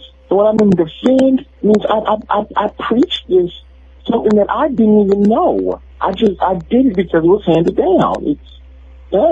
So my existence, I need to know. What answers have you found to these questions in the time that you started asking them of God? Because, the Bible tells us if you seek, you'll find. If you knock, the door will open. So you begin to question God. What do you hear God saying back to you now that you've, quote unquote, awakened? Honestly, nothing. Mm-hmm. Nothing. Which makes me even think now is that, was God made in, are we in his image? Or is God in my image, who I imagine him to be? Because we all have a God. We all have God, it's G-O-D. And we have this part over here that says, we have this chapter, these people over here that says, God hates homosexuals. And we have this chapter over here that God loves the homosexuals. Then we have this group of people that says, God loves the homosexual but hates sin. But we all are looking upward at that same God. So something has to be off. It has to be off because we have the same Bible in front of us, but everyone has a different interpretation of it. And it's the interpretation that makes people really just go haywire and hurt people. All in the name of God, we hurt people. So why do you think you have awakened and begun to question God? Why do you think you have not heard any answers to your questions? Because the questions that I have, I don't think people have the answer to. And we're all living this life, to find the answer in the end. And the end is heaven. Who's going to get into heaven? I'm going to do everything I can. We're working towards heaven. I'm not going to like you because I'm trying to get to heaven. But what I'm asking you is because you're answering me with other people's thoughts. And I'm asking you, as a child of God who has looked up and inward and said, Daddy, why is this so and so and so? I'm asking you, the child, why you think your father has not answered you. I'm glad you asked me that. When Jesus was on the cross, and I'm going to give you, and I'm at this point. Mm-hmm. When Jesus was on the cross, he was hanging. He asked the question, Father, why hast thou forsaken me? He never got an answer. He was asking his Father, why have you forsaken me? And I believe that homosexuals, me, I have asked that question. Why have you forsaken me? Being tormented, being talked about. Is there an answer? Do you have an answer for me? Because Jesus never ever got an answer when he asked, why have thou forsaken me? And we can preach that at 7 sayings all year round, but there will be no answer. And many people will say God spoke to him when he gave him all the power back. But that question was ignored. It wasn't, it's like that hand going back up and the teacher just looking at you. That's still going on and telling you how to do the problem, but your hand is still up. So you're saying that, you're saying that now you have had this spiritual awakening and you've begun to question God about all the things that you were taught that you no longer necessarily believe are true for you. And what I hear you saying is that you believe that you ask questions, but there are some questions that will not be answered, that will be left unanswered. So if that's true for you, where do you take your life now? You don't necessarily believe the things that you grew up on, and you're free and liberated because you're living in your truth. So where do you take that to if you feel that you will be on a journey, if you will, where some of your questions will not be answered? Where do you take your life to? Where do you see your life going, with this understanding that you have? What's the journey for you? The journey is being responsible, not judging, helping, being a service to mankind, to everyone on this earth, in this planet in some way. No longer walking past the man in the front of CVS. If he asks you for the change that he has, give it to him if you have it. It's not up for me to decide why you don't have it. It's not up for me. I'm here to be a service. I'm on this earth to be a service. It's not about your gender. It's about being a service every day, and we are a service to people. How may I service you? How may I assist you on this life? By a smile, by an encouraging word, by $1, if I have it. How can I assist you so that, when I walk past you, it won't just be a normal walk by. It'll be, you are important. That's my responsibility. Is that everybody is important. You're just as important. The man with no shoes is just as important with the man that has shoes. And we lack that. And I've noticed that. We lack that as a people. Because no one wants to help no more. Here's where I'm needing to understand your experience better. Because you've painted a picture of a young man who grew up and accepted the call to preach. And then you've painted the picture of a man who has spiritually awakened and begun to live in truth and begun to question some of the teachings that you were once preaching. And where I need to understand your experience better is that now that you have that new understanding, where do your spiritual studies go? Do you throw the Bible out completely? Have you embraced other texts? Are you picking and choosing what you do believe? Is there another body of spiritual literature that you're now using in your walk? How is your walk with the Creator? Where is it going now that you've sort of morphed from this religious box, from that into what is what I'm hoping to understand in this conversation? The Bible, to me, now, is a wonderful book of fiction. It's wonderful. There's some great passages in there. There's some great things, but I do not live my life by the Bible. As far as any other studyings or teachings, no. I think I'm more so, I thought I was an atheist, but I'm not even that. I'm just, Robert, if this makes sense, I'm just, a human being that. Getting to know me. And understanding that everybody won't get it. You know? And I guess I'm getting choked up because it's a lonely world. It's a lonely place of being in truth. Because you start being looked at like you're crazy and that, you know, you've lost your mind and that. And that's a part of me, I really do think I have lost my mind, but I'm not insane. So help people, because that's what you just, I mean, that was a mouthful that you just said. What you just said was, I think that the Bible is a wonderful book of fiction.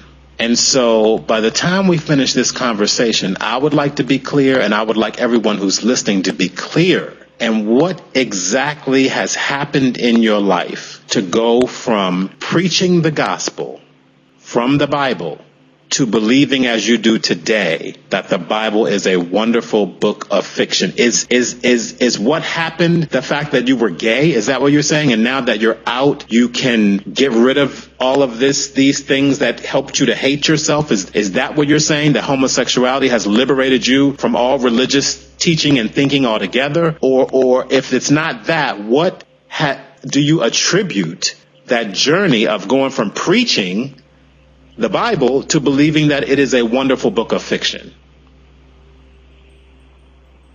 I found the truth. And the truth is that we all are created on this earth to do a purpose. That purpose is different for many different people.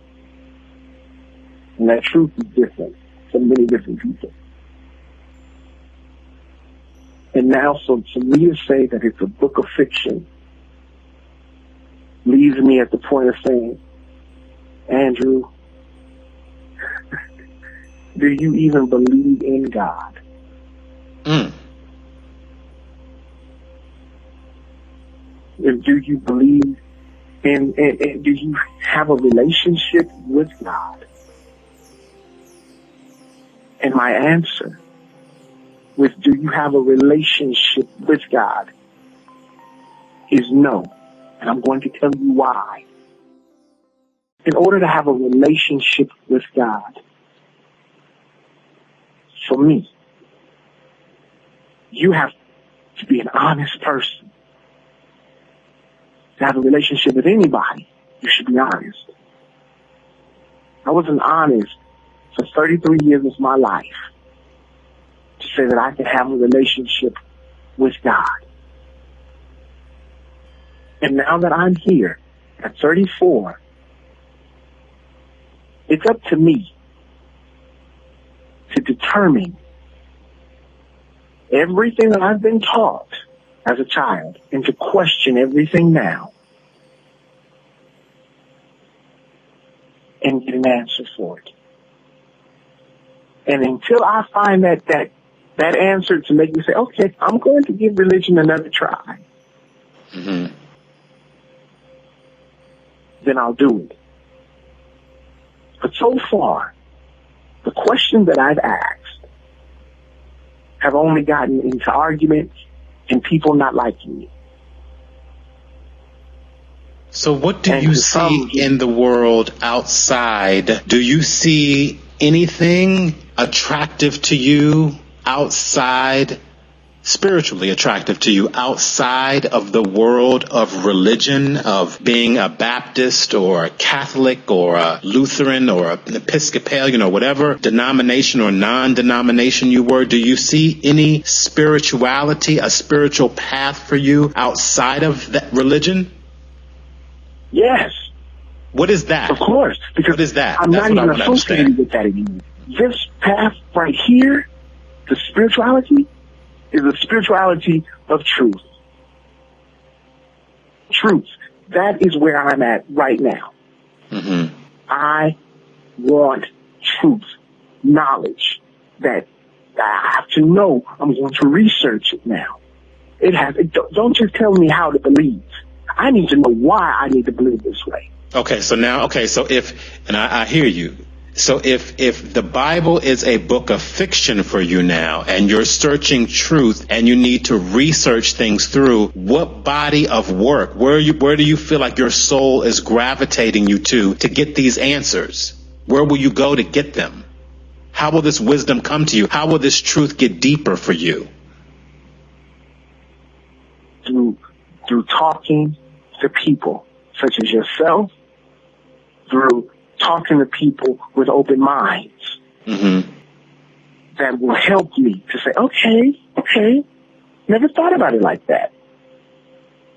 And not in no disregard to people who are in church, and I don't want to make that known. I have no ill feelings. But there are certain conversations that you cannot have with church people. There's just certain conversations and they stand where they stand, and that's good. I'm not there. So I have to find other people that be like, help me understand this. And if they don't know, I'll ask Google. Mm-hmm. I'll check some stuff out on Google. Don't have everything, but it has. It's got a lot. Because let's just talk brother to brother here, because I want to. This conversation, honestly, to be really candid with you, has moved in a direction that I didn't anticipate. Okay, because I had one sort of thought about where this would go, and then in the reality of talking to you, it's sort of gone in a different direction. So I'm really probing so that I walk away from our discussion more enlightened and with a deeper understanding of where you are and who you are. That's really my objective here.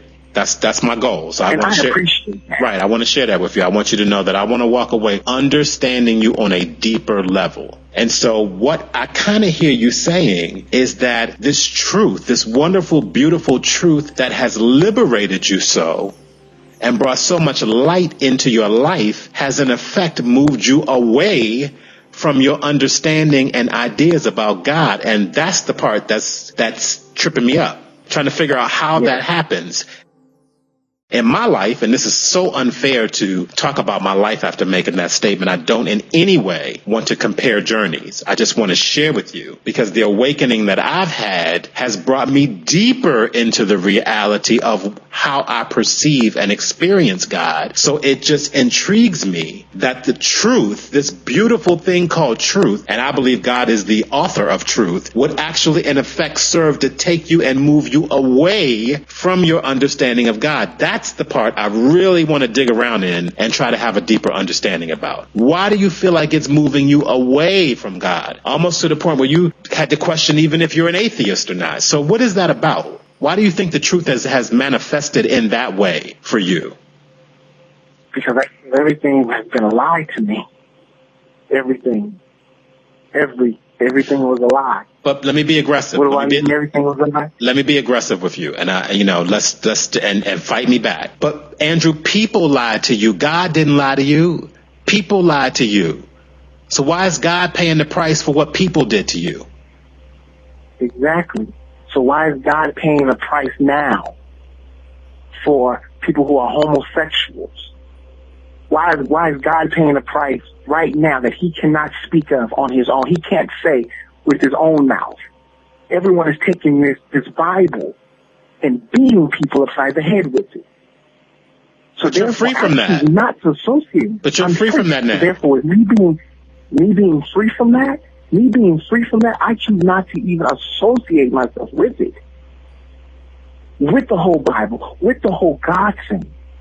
Because there's no way in the world. Our being is to love. Our being is love. We're taught to hate.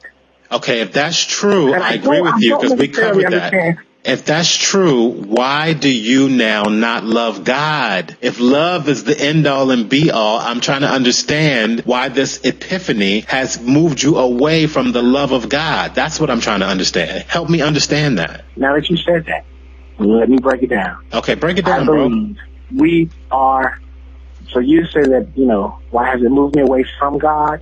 I'm going to say we are gods. We have the power to create. We have the power to do everything.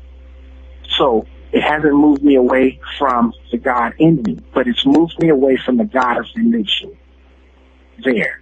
The God of religion, the God that hung on the cross, the God that walked on the water, wonderful stories. But I don't believe we should live our lives based on stories. We should live our lives in truth and in reality. So now I want to question. I question that. Because the church is making a market off of people's emotions. We're making a market people's emotions here. Cannot do that. I'm a type of person, I found out that I do not like to be controlled. And that type of control is in religion. And I just, no more. So do you see yourself as a victim of religious abuse? And that's the only way I know how to phrase it. There are victims of domestic violence. People have been hit and battered. Do you feel like you are a previous victim of religion? Like it has victimized you and damaged you in some way? Yeah. Okay. That's real. Yeah. That's real. I just don't like it.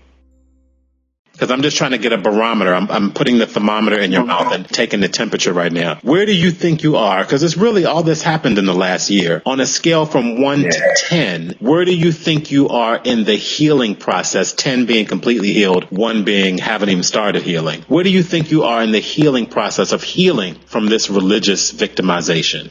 About an 8. I've come a long way. Not as bad as I used to be. 8 out of 10. Wow. 10 being completely healed. You're at an 8. Yeah. Okay. So you have to learn how to respect people who are still in religion. Yeah. And not to always throw my view off. You know what I'm saying? If we can just have a normal conversation without religion popping up, I'm good. But I have to find out how to sit in church again and not take everything literal that is coming from the pulpit, but just to enjoy it. Enjoy it as a talk show and just listen, And I think that I do go to some churches. I want to put that out there, but I listen now. I listen with a different ear, and just a free ear, I should say. And it still questions why. Why do you want people to do that? It's a rich industry. Why? I'm at an 8. I can honestly say that. I used to be at a 2 because I was mad. I was mad at the church. Mm-hmm. And through time and through observation and being honest, and putting the question out there to Andrew, why are you mad at the church? And Andrew answering, saying, because the church gave me the image that I wanted to kill. It gave me, that was my world. I didn't know another world. It kept me blinded. Were you mad? Yeah. Hell yeah. Hell yeah. It's almost like, wouldn't you be mad if you was a father 18 years to a child only to find out that child wasn't yours? Would you be mad? Yeah. So I'm at an 8. Mm-hmm. Because I know that I won't go back into conformed religion. I won't. Being saved and all that, that's a story of attachment. I'm going to live now. I'm not worried about a mansion in heaven and in streets of gold. That's not my priority. Mm-hmm. When I die, won't no one know what happened or where I'm at. You won't see your family again. That's non-conception. Because you can always feel them on earth, and you can always you'll see them again in pictures here on earth. That's my reality. Every time I pull up a picture, I'm seeing them. Mm-hmm. Every time I cry, and every time I cry, I feel that they're near me. I'm not waiting for the afterlife to experience the life that I'm intended to live today. I can't do that. I won't live in a fantasy. The reality is I'm here now. And with this now, I'm going to enjoy every second and every day. Because when my last breath is gone, I won't know who's going to wrap my body up and take it to the corner. You won't know if I made it to heaven or if I made it to hell. So why does that even matter today? We can have our hell here on earth with what our choices are, what we choose not to accept and the responsibility, or we can have heaven here on earth.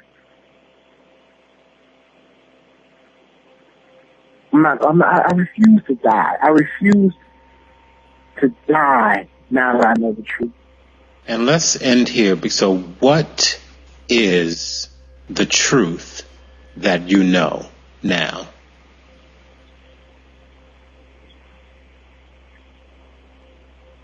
Truth that I know now. Let me think about that. Because you just said, I refuse to die now that I know the truth. What is that truth? Is that you can have everlasting life on earth living. That's the truth. If there's everlasting, you have a life. There's an abundance of joy and there's abundance of life in responsibility, in truth, and wholeness. That's me. That's me. That is it's not in the Bible for Andrew. It's not by faith for Andrew. It's by doing, living out loud, loving out loud, laughing out loud, embracing your moment because there's nothing else promised to you. Tomorrow is not promised to me, but today, while I'm enjoying this conversation with Robert, I'm enjoying this right now. And when I hang up this phone, I'm going to enjoy the rest of this Sunday. Right? It's clear to me that you no longer see yourself as a religious person. That's very clear to me. You've made that very clear. Do you see yourself as a spiritual person?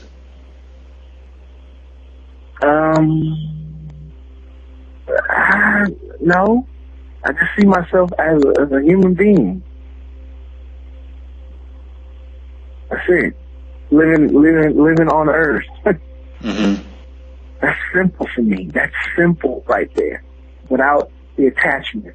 Mm-hmm. That's simple for me. And that's why when I was reading your post, I was like, wow, there are other people, but there are other people that expound in their thinking.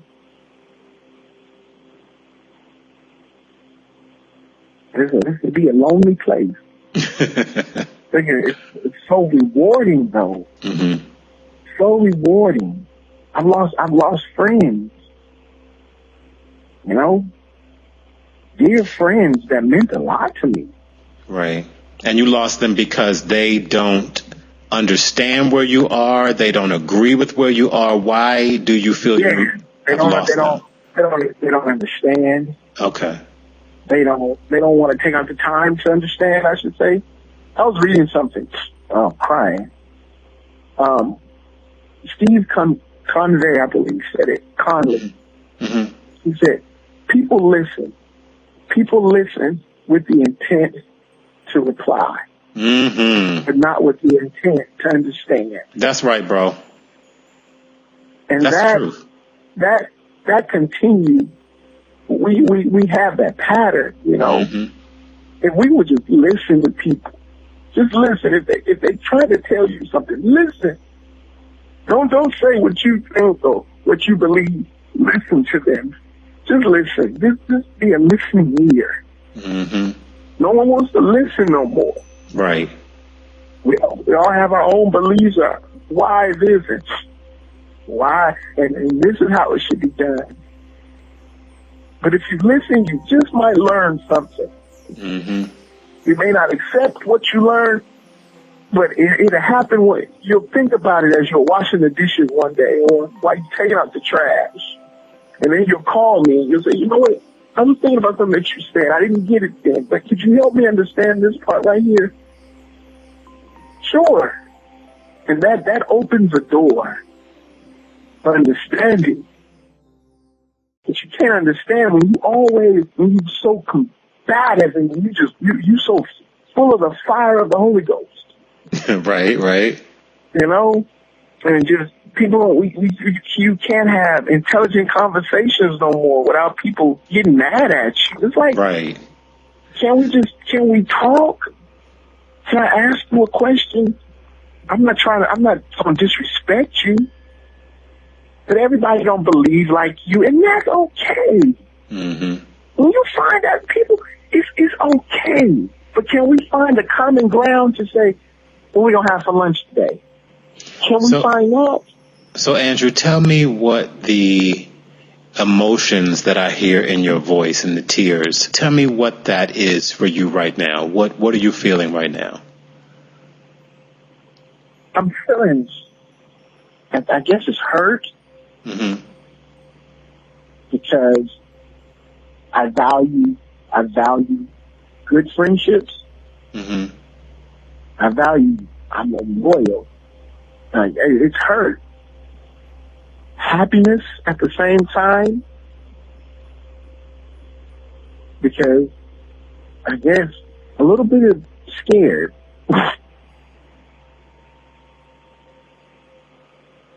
Because everybody's going to expect they don't know this side of me. Right.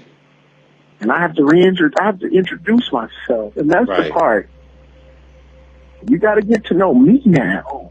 Well, that's kind of what you're doing today, because I mean, I'm being reintroduced to you, which is exactly what I wanted, you know. And I think when you do such a transformation as what you've described here today, that literally is a caterpillar going into the cocoon, a land animal coming out with wings. And that is a big transformation. And so in the language of humanity, you know, there's a language and a story that you have to find, and that we all have to find to sort of reintroduce ourselves to those people around us who don't know this person. Yeah.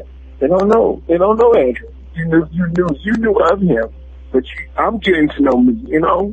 And as I get to know me, you're gonna get to learn. You're gonna get to know a little bit more about me along this way. And that's it, you know. I feel like I feel like a child. Mm-hmm. I have questions. Like my nephew, my nephew teaches me when we're together, and he's 3. Mm-hmm. And kids are so intelligent. And we strip children of their intelligence, but he asks why. And after I give him that answer, but why? Mm-hmm. And I gotta I can't get frustrated with him. I gotta give him an answer. Because he's listening. He wants to know. Don't rob people of that knowledge when they want to know. You know, I learn through him. I look and see what he does. And that's how I feel. My hand is up in this classroom of life now. Okay, now I get why. Now let's, because now we're right back to where I am going to risk pushing you away. And that's not my intention. My intention is to draw you nearer. And I hope this question doesn't push you away, because this is kind of where we were a half an hour ago. And I said to you, you're asking questions of your father. I think the analogy you used was perfect, of your nephew. He's asking questions of the authority figure in his life, and you're giving him answers. And he asks more questions, and you're giving him answers. So when I asked you, what is God saying to you, now that your hand is up in the classroom of life, and your answer to me was, well, in the Bible, you know, Jesus was on the cross and he asked Father and he didn't get an answer. And I hear in your voice some anger. You talked about that. and maybe even a little bit of bitterness that you have not really gotten some of the answers that you've been seeking, and so therefore God just must not exist at all. I mean, am I over exaggerating, or is anything that I'm saying resonating with you? You're not over exaggerating. I know exactly what you're saying. Yes. You said it. You nailed it. You nailed it on the cross, right there. There's bitterness, but it's not as bad as it used to. I'm saying that. Mm-hmm. It's not. That's why I said I'm an 8. I'll just be a 2. Okay. But I think I've made some progress here. Right. And these answers, they just. I don't know if they're aha moments. They're aha moments. Mm-hmm. I guess you understand what I mean with Oprah. So you get them, you get the answer in a moment. You're like, okay. And and some of them answers is the answers I've had about religion. Okay. I get it. But you know what I know, Andrew, and I've been hesitating to do this in the last 30 minutes, but I think I'm going to step out on faith with you, because I love you as my brother, and I respect you, and I'm going to step out on faith here. Respecting the fact that we all have our own experience, and we do. We all have different points of resonance. There are things that resonate and vibrate with us. It's different. And I understand your pain about people, moving away from you and leaving your life because of what they hear coming out of you and coming through you right now. I get that. And some of what you've said here today, I don't really understand. But here's what I know is that we are all brothers and sisters. And there is a harmony even in dissonance. For those music people out there, dissonance. 2 notes that may not seem like they go together, but when you play them together, it's a chord. They harmonize. Different notes can harmonize. So even though I don't understand everything that you're saying here, and I might flat out agree with some of the things that you've said here, the harmony is that we are still brothers. And I can live with you and want to live with you in this world as my brother, completely disagreeing with you and completely having a different perception with you. That's okay. It's okay.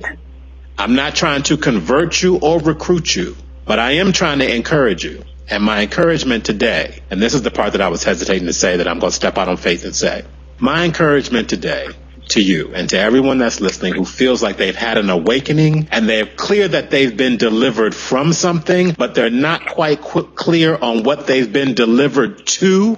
They might not have the vision of what's ahead. They're clear about what they came out of, but where is all this going? And my encouragement is, and this is straight out of the Bible, study. Keep studying. Keep studying. Keep reading. Keep asking. Go to sources that you've never heard of before. Keep mining the walls of your heart. Stay in student mode and keep learning as much as you can. Because some of that knowledge and some of those facts and some of those stories and some of those myths that you may have dismissed in the Bible as not being true, there's a deeper wisdom underneath the words.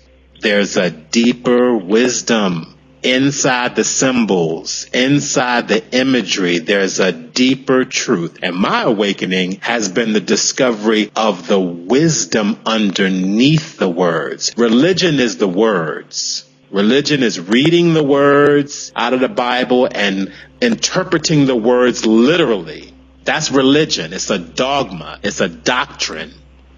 It's a set of rules. The Bible even speaks to all this. It's tradition. The Bible says the tradition of man makes the word of God to no effect. That's right there what we're saying. That's religion. But there are deeper truths underneath the words that unlock things in your soul. Because I would venture to say, and this does not have to be true for you, but I believe it is the truth and the wisdom of the Bible that unlocked and gave you the courage to stand up and tell the truth about yourself one day. You didn't just do that because you wanted to. You had been trying to do that for years and couldn't do it. But it was something about that wisdom dropping down from your head to your heart one day that opened you up and gave you the courage to actually save yourself. So I'm just encouraging you as I encourage myself and everyone who's listening and watching, no matter where we are. And what does it say? It says 2 Timothy 2:15. Study. Yes, study. Show thyself approved. Amen, brother. Unto God. Amen. Workman needed not be ashamed. Yes. Rightly dividing the word of truth. That's right. That's right. So therefore, study, doing the research, and just checking it all out. That's right. And there it is. That's right. And that's why I reacted so strongly when I thought I heard you saying, well, I'm just going to throw the whole book out. I'm like, whoa. Don't let a few bad teachers, because Revelation tells us there are false prophets are coming. The false teachers are coming. They're out there. They are wolves in sheep's clothing. They are out there. Rightly discerning the word. And that is unique for each person based upon what God has for you to do. And when I say God, I respect the fact that we're all gods. You're absolutely right. That's right in the word. That's why Jesus can say, even greater things than I have done will you do, because we're all gods. You can't have God in you and be made in the image of God and not be a God. That's why I've taken to, you know what I'm saying? That's why I've taken to referring to the Most High God. That's why I use that language now. Not just talking about God. I could be talking about anybody. I'm talking about the Most High God. I'm talking about El Elyon, the creator of all things and people. That's the Father God is what I'm talking about, because we're all gods. I get that. I'm with that. It's study. It's study, bro. We got to keep studying. Don't ever let nobody turn you. I'm preaching now. Don't ever let nobody turn you around from the goodness of the Father God who loves you and is the Father of your spirit. Don't ever let nobody take you off of that path. I don't care how false the teaching is. Don't throw God away with the bad teaching. I'm going to put it like this. I won't throw, or I don't think I have thrown the God away. I've just thrown the religious God away. Yeah, I'm with you. I'm with you on that. I'm totally with you on that. I mean, I think that religion is, and this is what I mean by study. Because when I say study, let me be very specific. Then I'm a hush, then I'm a thank you, and then we're going to go on with our day. Okay? but I just want to be practical for the people. When I say study, I mean find out when the first King James Bible was published. Find out how it got published. Find out about the Council of Nicaea, which met in 325 AD, 308 AD. All right. Find out who those bishops were who sat around a table and looked at all the sacred writings and narrowed them down to 72, and then took it from 72 to 66. Read the other books that those bishops decided would not be in the Bible. That's what I'm talking about when I say study.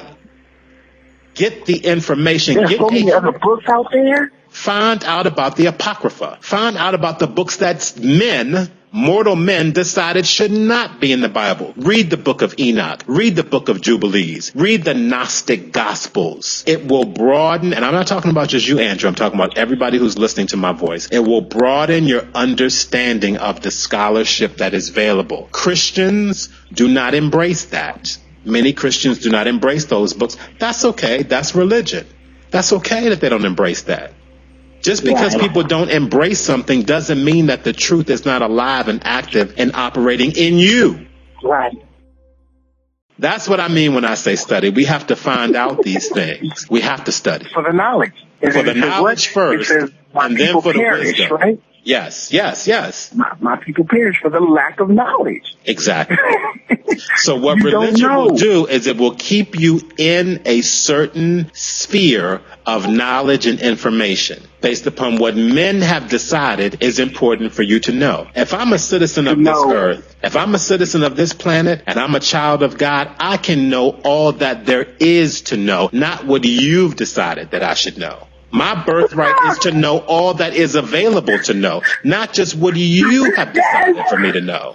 That's wisdom. And so what we have to be careful of when we walk in greater levels of wisdom is that it doesn't take us away from God. That's not wisdom. What you want the constant check that we have to make and that I have to check is as I gain wisdom, I keep going back to Jesus and saying, now teach me how to walk in this. Teach me how to walk in this, because this is some deep water you got me in. I don't have to know how to swim. I just need to know how to walk on the water. Okay? Teach me, Lord. Teach me how to walk in this wisdom that I have. So I want my wisdom to draw me into a deeper relationship with God and not take me away from God. I'm preaching now. I'm preaching. So I want to use my spirituality and the wisdom that I have to become a master man on this earth, using my divinity to do that, because my divinity is my higher self, and that controls my lower self. I'm not living in the lower nature. I've ascended to the higher nature of myself. That is God in me. That is the temple that the Bible speaks of, that God lives in me on this earth. I want to master that, and so do you.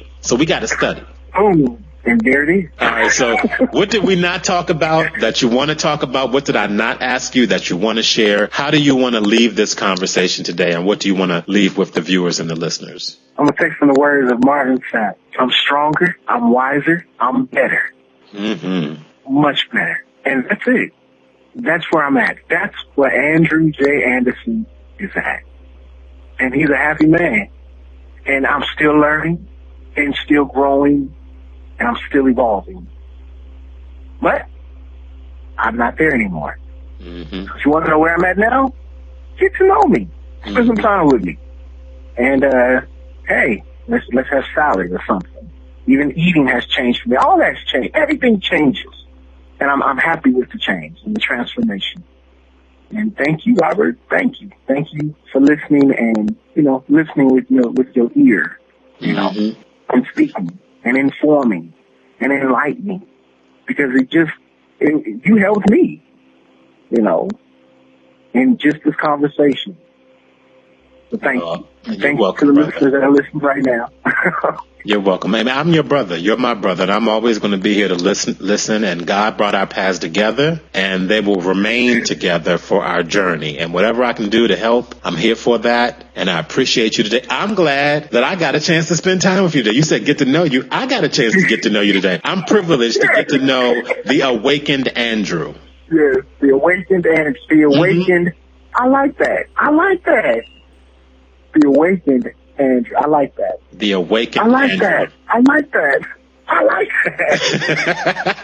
You know what I'm walking away from? I'm walking away from this conversation appreciating the awakened Andrew. And I know, this is what I know for sure, that the Most High God that we serve, that we're both children of, is not through with you yet, bro. This is just where you are today. When I talk to you next time, whether it be a year from now or 10 years from now, you will be at a different place in your life. Yeah. A deeper place. And so it's all about appreciating all that's really real is right now. We can appreciate the past, we can project into the future, but what's really, really real is right now. So I'm glad that we had some time to spend together today. I believe that good things will come from this conversation, not only for the two of us, but for everyone that listens and watches after today, after we're done. I pray that it's a blessing into their lives as well. Me too. All right, until we meet again, brother man, I leave you in peace and love, and I thank you for your time this morning. Thank you, my brother.